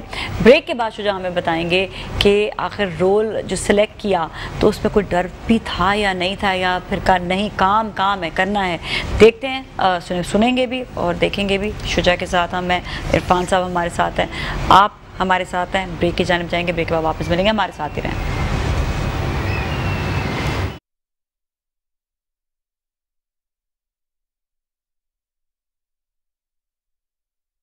एक बार फिर हम आपके साथ मौजूद हैं, और इरफान भाई हमारे साथ थे ब्रेक से पहले, और हमने उनसे इजाज़त ली क्योंकि उनको भी जाना था जल्दी, तो हमने कहा ठीक है, सही है, वापस अगर हम ब्रेक के बाद आ जाते तो उनको हमारे साथ और टाइम स्पेंड करना पड़ता, तो बिज़नेस का काम होता है ना, जल्दी जाना होता है। चलिए सही है। और लेकिन शुजा हमारे साथ हैं, सवाल का जवाब वो सुन नहीं पाएंगे, लेकिन वो बाद में सुन लेंगे, ठीक है ना? अच्छा, तुम बताओ फिर, जो मैंने सवाल किया था स्पेशली, कि जब पहली दफ़ा में रोल मिला और कोई नेगेटिव रोल मिला और करने के लिए सोच रहे थे, या कहानी काम करना है, करो, काम है? अब देखिए, मैं बिल्कुल जो मेरे दिल की बात है ना, जो मैं पूरी दुनिया को बताना चाहता हूँ, वो आज मैं इस प्लेटफॉर्म से बता रहा हूँ। बताइएगा। ठीक है ना? तो मेरी एक लव स्टोरी है छोटी सी। वो ये है कि मेरे वालिद ने मुझे शहजादों की तरह पाला, हाँ, मेरी सारी ख्वाहिशात पूरी की, जो भी मुझे जरूरत थी वो पूरी की। और वो मतलब बेटे थे? नहीं, मैं हम लोग और भी हैं, लेकिन जो स्पेशल मैं था कि मकसद वो सुबह चाय बनाते थे तो मुझे उठा देते थे कि बेटा चाय पी ले, या मैं रात को जब घर पे आता था कहीं काम वाम से गया होता तो कुछ चीज़ जो भी वो खाते थे ना तो वो रख लेते थे मेरे लिए कि कौन से नंबर वाले बेटे हो? मैं सेकंड हूँ। अच्छा। तो उसमें होता ये था कि वो मेरे लिए रखते थे और वो मुझे खुश देखना चाहते थे और मैं दुनिया का अमीर तरीन आदमी बनना चाहता था। मेरी ख्वाहिश ये थी कि बस मकसद मैंने जो कैरियर स्टार्ट किया और उसके बाद मैं अपने आप को 3 लाख रुपए बर्थडे तक लेकर गया, मगर 3 लाख रुपए मैंने एक दिन में कमाए और वो भी मुझे कम लगते थे। हाँ हाँ। तो मकसद प्रॉपर्टी का काम कर रहा था, उससे पहले जब एम्ब्रॉयडरी का काम कर रहा था तो मैंने 1 महीने में 3 लाख रुपए कमाए थे। सही है। जब मुझे 1 महीने में 3 लाख रुपए कम लगे तो मैंने वो काम छोड़ के फिर दूसरा काम शुरू किया। तो सीन ये था कि वो जिंदगी चल रही थी, मल्टीप्लाई हो रहा था। हाँ। तो मेरे वो खुश देखना चाहते थे मुझे और वो कहते थे खुश रहा करो। तो उसके बाद हुआ ये कि उनकी तबीयत ख़राब हुई और हॉस्पिटल के अंदर 22 सितंबर 2010 मेरा हाथ उनके हाथ में था, उनका हाथ मेरे हाथ में था और लाशऊरी में थे वो, और उनके मुंह से एक जुमला निकला कि मेरा बेटा नाम रोशन करेगा। मेरा बेटा नाम रोशन करेगा, सिंपल जुमला। और उसके बाद हुआ ये कि रात के 3 बज रहे थे, उसके बाद सुबह हो गई। सुबह मैं स्टेयर्स पे गया, हॉस्पिटल से वो आए, स्वीपर आया सफाई करने के लिए, मैं गया स्टेयर्स पे सो गया। तो उसके बाद मेरा फ़ोन बजता रहा, घर वाले आए मुझे ढूंढ रहे थे, मैं 2 घंटे के बाद उठा क्योंकि 24 घंटे से जागा हुआ था। तो उसके बाद अम्मी ने कहा तुम्हें अपने अब्बा से प्यार नहीं है, जाओ और आना नहीं हॉस्पिटल वापस। तो हुआ ये कि अगले दिन मैंने कहा चलो मज़े आ गए, ये लोग रहेंगे, बाकी मैं तो मज़े करूँगा। अगले दिन मैं हॉस्पिटल गया नहीं, सोता रहा। तीसरे दिन मेरे कज़न का फ़ोन आया, मैं गया हुआ था किसी काम से, तो फ़ोन आया कि फटाफट हॉस्पिटल पहुँचो, जुम्मे का दिन था। तो मैं हॉस्पिटल पहुँचा तो वो हुआ ये कि मेरा भाई पाकोला उनके मुंह में जो वो होती है ना नली लगी होती है, वो लगी होती है, और मैं जैसे ही पहुँचा हूँ और शायद उनकी आंखें मेरा इंतज़ार कर रही थी और उनका इंतकाल हो गया। जब उनका इंतकाल हो गया उसके बाद नॉर्मली 8-10 दिन गुजर गए, वैसे ही जैसे रूटीन में मेहमान आते हैं जाते हैं वो सारी चीज़ें। मुझे लगा यार मुझे इन्होंने ये क्यों बोला मेरा बेटा नाम रोशन करेगा, लाइक ये तो क्या वजह थी, क्या बोला, क्या वजह थी? तो उनको प्राउड था, बेसिकली वो प्राउड फील करते थे ना, ये मेरा बेटा है। वो हमेशा ना कहीं जाते थे तो सबसे पहले मेरा इंट्रोडक्शन करते, ये मेरा बेटा है। तो मैंने कहा यार मेरे बाप ने, मेरे वालिद ने मेरे लिए इतना कुछ किया, ठीक है, तो मैं अपनी लाइफ के 10 साल जो है ना सिर्फ नाम रोशन करूँगा इनका। तो मैं आया, अब फिर मैं सोच रहा था कि नाम रोशन करूँगा कहाँ जाके। मेरी तो समझ में नहीं आ रहा था ना कि नाम रोशन करने के लिए मैं पढ़ूँ, मैं कारोबार करूँ, पैसे कमाऊँ, मैं क्या चीज़ ऐसी मैसेज, बेसिकली मैसेज कैसे जाएगा मेरा। तो फिर मेरी समझ में आया कि मैं एक्टर बन जाता हूँ। तो मैं एक्टर बन जाऊंगा तो 10 साल बाद मैं ऐसे किसी मुकाम पे पहुंचाऊंगा कि जो मैं बात बोलूंगा पूरी दुनिया सुनेगी। तो आज मैं उस जगह पर हूँ कि ये जो बात होगी वो पूरी दुनिया सुनेगी, और मैं एक मैसेज है, मेरा छोटा सा मैसेज है जिसके लिए मैंने ये 10 साल जो है ना ये सब लोगों से प्यार किया, और इसकी गवाह आप भी हैं कि, और सारी इंडस्ट्री गवाह है कि सब लोग मुझसे प्यार करते हैं क्योंकि मैंने भी सबसे प्यार किया। किसी से भी कोई नेगेटिविटी कहीं पे आपने देखी नहीं, ना तो कॉन्फ्लिक्ट है और ना ही कोई कंपैरिजन है, क्योंकि मेरी जगह, मुझे जिस जगह पहुंचना ना किसी से हसद खाते हो, ना कभी किसी के खिलाफ बोला। मैंने आज तक वैसे मैंने कभी भी शुजा को किसी के अगेंस्ट बात करते देखा ही नहीं है। लोग फिर भी कर देते हैं ना कि उसका काम देखो कैसा है। मैं तो बेसिकली मैं तो हंसाने आया हूँ ना लोगों को, क्योंकि मेरे अब्बू चाहते थे मैं हंसूं, ठीक है। और मशहूर होने का फार्मूला ये है कि आप जिस इंडस्ट्री में काम करते हो ना उस इंडस्ट्री के लोग आपसे प्यार करें। अल्हम्दुलिल्लाह इस इंडस्ट्री के लोग, जो भी लोग हैं वो मुझे as a family member consider करते हैं, अपनी शादियों में बुला रहे होते हैं, सारी चीज़ों में बुला रहे होते हैं। इन शॉर्ट ये कि 10 साल मैंने लगाए, और एक छोटा सा मैसेज था मेरा, वो ये था कि कदर करें अपने माँ बाप की इससे पहले कि वो आपकी आंखों से ओझल हो जाए। इस मैसेज को बड़ा करने के लिए मेरा वेट था 117 kg, 117 किलो का था मैं, ठीक है। उससे मैं 76 पे आया, अब मेरा वेट जो है ना वो 80 kg है। तो मकसद मैंने इतनी मेहनत की थी कि मुझे इस इंडस्ट्री के अंदर इस 10 साल के अंदर कोई तो ये जब वजन ज्यादा था तो पहले वजन कम किया और फिर आए या पहले मैं आ गया था तो फिर लोगों ने मुझे बोलना शुरू किया, अबे तेरा इतना बड़ा मुंह है, तो मैंने कहा क्या हुआ, छोटा कर लेते हैं, कोई मसला थोड़ी है। मतलब मुझे किसी ने कुछ भी बोला ना तो मैंने उसको ब्लंट रिप्लाई किया। मतलब मुझे कोई भी कुछ भी बोल देता है ना तो मैं उसको वही जवाब दे देता हूँ फौरन। मतलब मैं घर जाके जवाब नहीं देता, मैं वही जवाब दे देता हूँ। तो बहुत सारे लोग बोलते हैं यार इसके पीछे क्या है कि ताकत। अच्छा मैंने क्या किया, मैंने जो मेरे 2010 से पहले के दोस्त थे वो ताकतवर थे, चूँकि वो इस टाइप के लोग थे कि वो उनके लिए मैं अगर उनको बोलता, मेरे मकसद बोलने पे ये होता था कि यार इसको 10 लाख दे देना, उसको 5 लाख दे देना, ये कोई बड़ी बात नहीं थी मेरे लिए। और मेरी ज़ुबान पे इतना पैसा हिलता था कि 50 लाख रुपए, ये वो सारी चीज़ें, क्योंकि मैं प्रॉपर्टी का काम कर रहा था। तो उन सबको छोड़ा मैंने, उन सब को सिर्फ इसलिए छोड़ा कि किसी के साथ मैं नजर आया ना तो लोग ये बोलेंगे कि यार ये उसका दोस्त था ना, इस वजह से जो है ना उसने फोन किया होगा, तो ये जितना भी आज मैं जहाँ बैठा हूँ ये सिर्फ, लेकिन तुम्हारी पर्सनालिटी पे भी 90 डिग्री चेंज आया होगा फिर। हाँ, तो मैं आपको बता रहा हूँ ना, तो 90% नहीं 100% चेंज आया है। वो ये कि मैं जहाँ पे बैठा हूँ ना वहाँ पे सिर्फ मैं अपने अब्बू की मोहब्बत की वजह से बैठा हूँ, उसके अंदर कोई मिलावट नहीं है। तो फिर प्रॉपर्टी या और कपड़ों का काम या कुछ और किया या नहीं, सब कुछ छोड़ नहीं किया, सिर्फ हंसाया लोगों को और हंसा, बस मस्त रहा। उसका सिला ये हुआ कि उससे पहले मैं मेडिसिन भी खाया करता था, सोने की बहुत सारी मेडिसिन के नाम है जो मैं 2010 से पहले खाया करता था, ठीक है। उसके बाद फिर कुछ ब्लड प्रेशर या कोई चीज़ होती थी। अभी जब से कोविड स्टार्ट हुआ और ये मेरा मिशन पूरा था, मेरा मिशन जो था ना वो 22 सितंबर तक था कि भाई 2020 तक ये मेरा मिशन है, उसके बाद मैं कोई बिजनेस करूंगा, उससे पहले मैं कोई बिजनेस नहीं करूंगा, सिर्फ नाम रोशन करूंगा और मैं इस मकाम पे पहुंच जाऊंगा कि मैं बोलूंगा तो पूरी दुनिया को पैगाम जाएगा, ठीक है। आज मैं वहां पर हूँ, ठीक है। तो 10 साल के अंदर मैंने कोई बिजनेस नहीं किया, कुछ भी नहीं किया, सिर्फ ये किया कि ये नाम किया। और मिराकल जैसे कहते हैं ना कि लोग कहते हैं ना मौजज़े नहीं होते, मिराकल्स नहीं होते, तो मैं कहता हूँ miracle happens when you work for. जब उसके लिए आप कोई काम करते हैं ना तो मौजज़ा होता है। तो मौजज़ा ये है कि जो मैं मेडिसिन 20 साल से खा रहा था या 10 साल से खा रहा था, या सब खत्म, वो पिछले 6 महीने से पिछले 6 महीने से बता रहा हूँ, पिछले 6 महीने से मेरे डॉक्टर्स, क्योंकि 8-10 डॉक्टर से मैं इलाज कराता रहा हूँ पिछले 15-20 साल के अंदर ना, तो सारे डॉक्टर भी मेरे मेरी पता नहीं पर्सनैलिटी ऐसी है कि मैं जिसके पास जाता हूँ तो सबसे दोस्ती हो जाती है। तुम्हारा मिजाज ऐसा है ना, एक खुश रहने का, दूसरों को अट्रैक्ट करने का। डॉक्टर साहब है ना, उनको मैं फिर ये हुआ कि क्या नाम है इसका, मैं पिछले 6 महीने से ब्लड प्रेशर चेक करा रहा हूँ तो 120/80 आ रहा है, पल्स 69, 70, 71, तो वो कह रहे हैं यार इतना परफेक्ट कैसे आ रहा है। हाँ, तो मैं पता चला कि कैसे आ रहा है, बताया उन्होंने।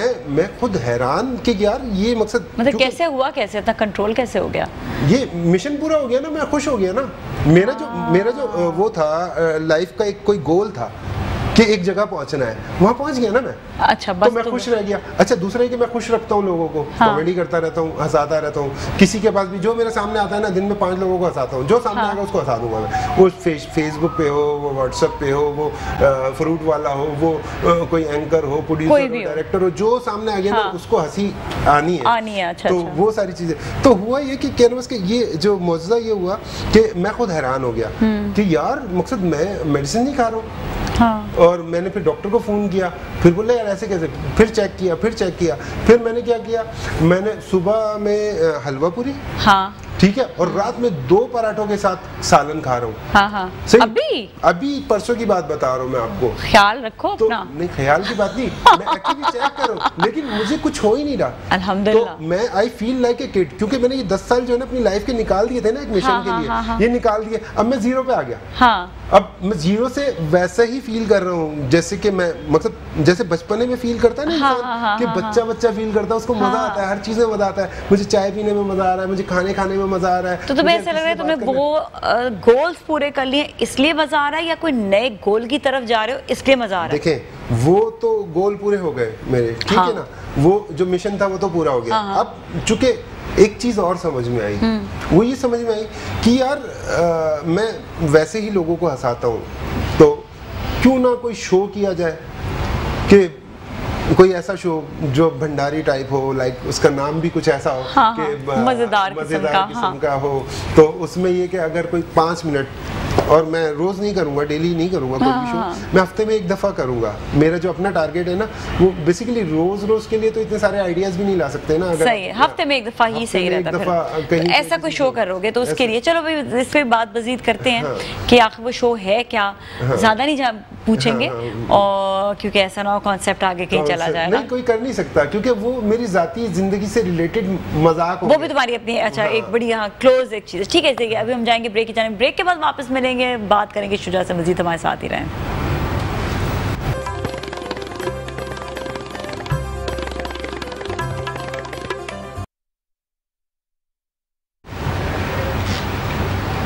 ऑलराइट जी, खुशामदीद एक बार फिर, और मुस्कुराती सुबह में आज हमारे साथ शुजा समी मौजूद हैं। बड़ी अच्छी बातें इन्होंने की अपनी। आज ऐसी एक बात बता दी कि मेरा भी दिल थोड़ा सा जो है ना बाहर आया, लेकिन मैंने ये सोचा कि ज़िंदगी में हर चीज़ होती है, ज़िंदगी में सब कुछ हो रहा होता है, इंसान सब चीज़ें बर्दाश्त भी करता है, और अल्लाह ने इंसान के अंदर इतनी कैपेसिटी डाली हुई है कि वो बर्दाश्त कर लेता है चीज़ों को। तो और कई ऐसे मराहिल है जिससे इंसान बहुत कुछ सीखता भी है। मकसद इस चीज़ पे देखें, मुझे कभी किसी ने ना अफसुर्दा नहीं देखा, ना स्क्रीन पे ना वैसे में, लेकिन अभी जैसे मुझसे भी देखा स्क्रीन पे हमने तुम्हें, जैसे आंखों में अब पानी टाइप आ रहा है, तो वो मैं चाहूँगा कि किसी को नजर ना आए। लेकिन बात यह है कि मैं एक कॉन्सेप्ट है जिसके ऊपर काम कर रहा हूँ, वो ये है कि इख्तियारी और गैर इख्तियारी। बेसिकली अक्सर लोग देखा होगा, शोबिस के अंदर सबसे ज़्यादा फ्रस्ट्रेशन है पूरी दुनिया के अंदर। तो खुदकुशियाँ करते हैं लोग, वो सारी चीज़ें करते हैं। वो क्यों करते हैं? वो चीज़ हासिल करना चाहते हैं जो उनके इख्तियार में नहीं होती। क्योंकि देखें, कंट्रोलेबल क्या है कि मैंने एक प्लान किया, ठीक है, और मैं सीधे रास्ते पे चला और एक जगह देखा, मेरा फोकस ये था कि मुझे यहाँ आना है, ठीक है, तो मैं वहाँ पहुँचा। अब रास्ते में एक्सीडेंट हो जाता, मर जाता, मैं कुछ भी हो जाता, तो इसमें मेरी गलती नहीं है, वो गैर इख्तियारी है। लेकिन मैंने उसको कमिटमेंट किया कि मैं 11 बजे यहाँ आऊँगा, तो मैं 11 बजे यहाँ था। हाँ, वो इख्तियार में है, जितना इंसान के हो इख्तियार में। बहुत अच्छी बात है। रास्ते में ट्रैफिक बहुत था, वो इतना ज़्यादा ट्रैफिक था कि अगर मैं उस ट्रैफिक को फॉलो करता तो मैं नहीं पहुँच पाता। मैं ट्रैफिक से वापस गया और मैं दूसरे रास्ते से आया। ठीक है, तो कभी कभार आप सीधे चल रहे होते हैं, आपको लगता है कि सामने ज़्यादा रश है, तो आप साइड से निकल जाए। आपको सेंस यूज करना पड़ता है ना, अल्लाह ने किस लिए बनाया इतना इंसान को इस तरह का। पता है क्या करते हैं, मैं अक्सर एक जुमला बोलता हूँ लोगों को कि यार ये क्या 0 मीटर वापस लेकर जाओगे? भाई अल्लाह ताला ने दिया इस्तेमाल करने के लिए, इस्तेमाल करो ना। इस्तेमाल ही नहीं करते लोग। बिल्कुल इस्तेमाल करने की जरूरत है। अच्छा, कल मैंने अपना जो सब्जेक्ट भी ये रखा था कि आपने ना किताबें पढ़नी चाहिए। किताबें पढ़ने से इंसान का माइंड जो है वो चलता है बहुत ज़्यादा। इंसान जो है अपने ब्रेन को भी एक्सरसाइज करने की जरूरत है। इसी तरह किताबों के साथ साथ आपके पास इंटरनेट भी मौजूद है, इस पर बहुत सारी इंफॉर्मेशन है। पढ़ें अपने दिमाग को इस्तेमाल करें। जितना इंसान अपने दिमाग को यूज करता है ना, उतना वो तेज होता चला जाता है। आपने जो ये बात कही ना कि इंसान जो है, जो स्पेशली शोबिज़ में वो चीज़ों के पीछे भागने लग जाते हैं जो इख्तियार में नहीं होती। सही बताऊं ये बात, एक क्या प्रॉब्लम आती है, सबसे बड़ी प्रॉब्लम हमारे अंदर यही है कि हम अपने आप को समझ नहीं पाते कि हम किस लिए पैदा हुए हैं। अल्लाह ने हमें कौन सा वाला ऐसा एक काम दिया है, लेकिन क्योंकि अल्लाह ने हमें शऊर दिया है ना, तो हमें उस काम को समझने की ज़रूरत है। हम उस चीज़ के पीछे भाग रहे होते हैं कि अगर वो इतना मशहूर है तो मुझे भी इतना मशहूर होना है। ये नहीं, जो आपको काम दिए वो समझ लो कि आपके पीछे शोहरत खुद भागेगी। Exactly. ये जो आपकी बात है ना, वो यही है कि आप डिस्कवर योरसेल्फ। Exactly. अपना एनालाइज करें कि आपको क्या चीज़ खाने से आपको नींद आती है और क्या चीज़ खाने से आप एनर्जेटिक हो जाते हैं। तो अगर आप ये चीज़ एनालाइज करेंगे ना, तो आपको अपनी ज़िंदगी को एंजॉय करने का मज़ा आएगा कि आपको पता है, मुझे पता है कि मैं जब भी नाजिया के साथ बैठता हूँ मुझे अच्छा लगता है। हाँ। ठीक है, तो मैं क्या करता हूँ, मैं नाजिया के साथ नाजिया के लिए कॉल आई, मैं फौरन आ गया। हाँ। ठीक है, अब मुझे पता लगता है कि किसी और एंकर के साथ मेरी केमिस्ट्री मैच नहीं होती, तो मैं उसको नहीं जाता वहाँ पे। तो उसका फार्मूला ये नहीं कि वो खराब है, उसको बुरा मत समझें, आप इग्नोर कर देना। हाँ। आप मतलब आप सिर्फ अच्छे लोगों के साथ रहे। ये आपने एक और अच्छी बात कही है, जिस तरह लोग, इस तरह फैमिलीज में भी होता है, पता है फैमिलीज में भी लोग ये चीज कर रहे होते हैं कि इससे नहीं मिलना, इसने ये किया, ये इतना बुरा बुरा बुरा बुरा। वो ये नहीं कहते कि हमारी नहीं केमिस्ट्री मिल पा रही है। हाँ, खानदान में पैदा हुए ना, आपके पास ऑप्शन नहीं था ना, ऑप्शन नहीं है। एग्जैक्टली, आप तो पैदा हो गए बस। हाँ। मैं तो बोलता हूँ मैं जिस खानदान में पैदा हुआ वो सबसे बेहतरीन है। बिल्कुल, आप मेरे खानदान में, अगर आपको लगता है कि ये खानदान बेहतरीन नहीं है तो आप कहीं और जाके पैदा हो जाए। हाँ, दोबारा चाहे पैदा हो जाए, नहीं हो सकता, हो नहीं सकता ना, पॉसिबल नहीं है। जो चीज है आपके पास वो तो है ना। हाँ, कुछ चीजें जो होती है ना वो उसी को अच्छा बनाने की कोशिश करें। हाँ, जैसे मैं अक्सर एक बात बोलता हूँ कि पैसा अकल की मिरास नहीं है, पैसा मुकद्दर का खेल है। अकल की मिरास आपके रिश्ते हैं, क्योंकि दोस्त आप अकल से बनाते हैं, अपने शऊर से, अपने अकल से। हाँ, क्योंकि ये ऑप्शन। लेकिन एक बात बताऊं, कभी कभार ना कुदरत भी एक दूसरे को मिलवा देती है। सच्ची बताऊं मैं, और जब कुदरत भी मिलवाती है ना तो मुझे ऐसा महसूस होता है कि इस शख्स को शायद मेरी जरूरत थी, इसलिए कुदरत ने मिलवाया। Exactly. ये भी आपको ना अपना, ये भी अगेन अल्लाह ने शऊर दिया, सोचें इस बात को कि आप इन लोगों से मिले क्यों,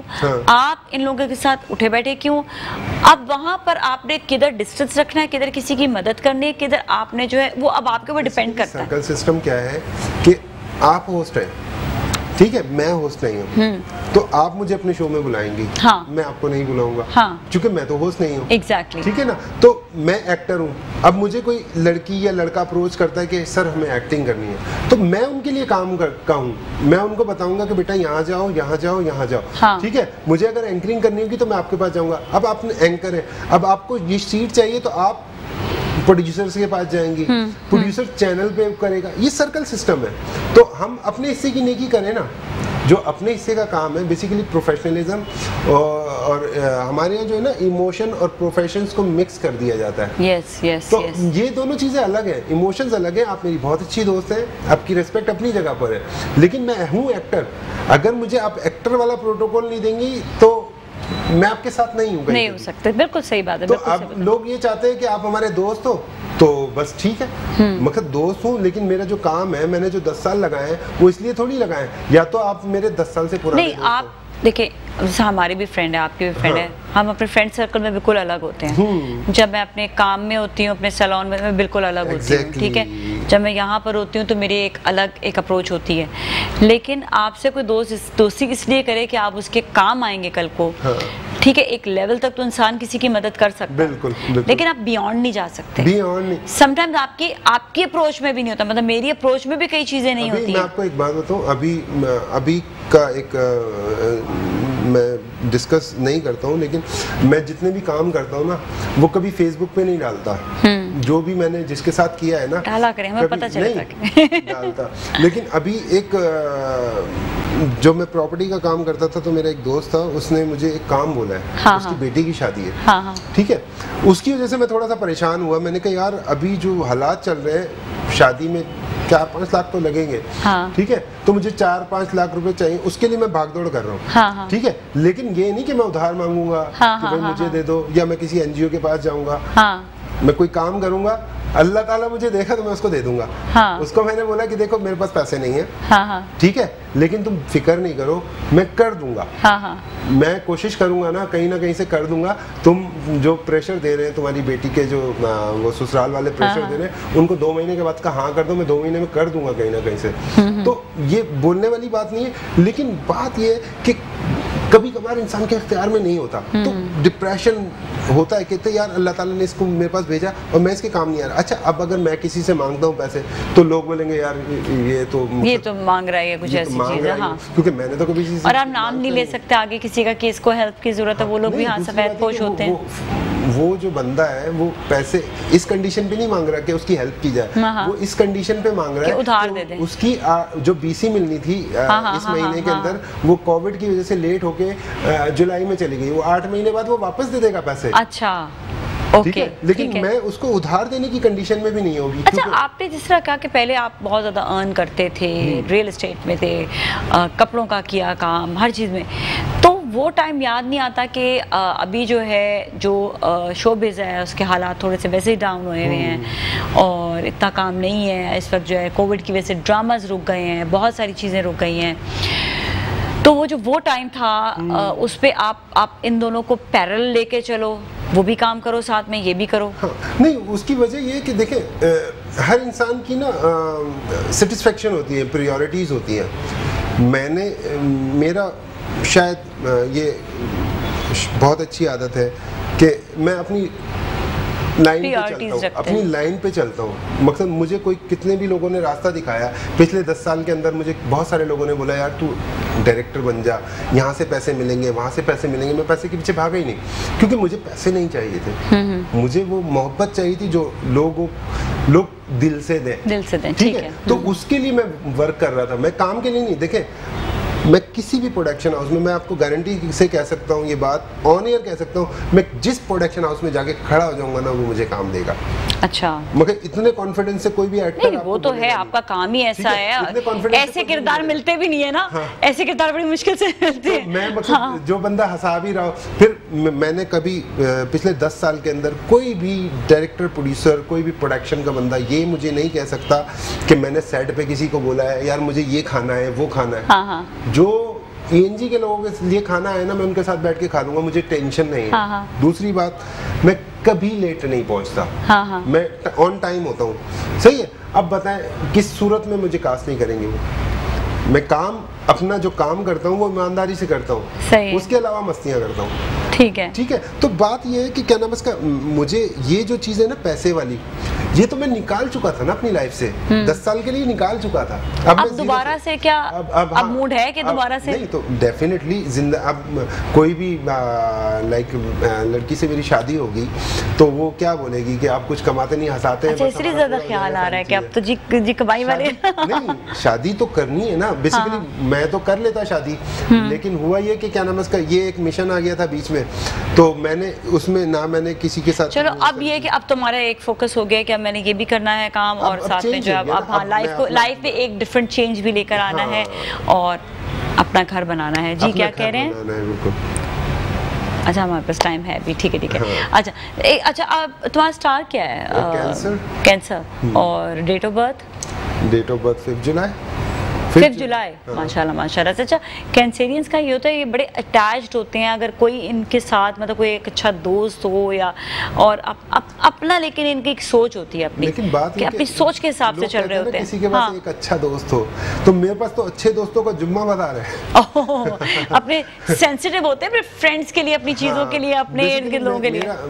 मेरा अपना फार्मूला है कि मैं ना मेरा कोई भी दोस्त है, जैसे नाजिया मलिक मेरी दोस्त है, तो कोई भी बंदा मेरे सामने उसकी बुराई नहीं कर सकता। बस मुझे वैसे भी मैंने देखा आप किसी की भी बुराई करना या अच्छा वो चीज बुरी बात लगती है, आप कभी भी नहीं करते, कभी किसी की बुराई नहीं। मकसद ये होता है कि आप अपने लोगों के लिए बुरा भी। थैंक यू सो मच, बहुत शुक्रिया शो में तशरीफ लाने का, बहुत अच्छा लगा। आज बड़ी डिफरेंट बातें हुई हैं तुमसे, बड़े हैं बड़ा एक डिफरेंट शुरू देगा। चलिए सही, थैंक यू सो मच। इसके साथ ही नाजरीन आपसे कल फिर मुलाकात होगी, अपना बहुत ख्याल रखिएगा। नाज़िया मलिक को टीम को दीजिए इजाजत, अल्लाह हाफिज।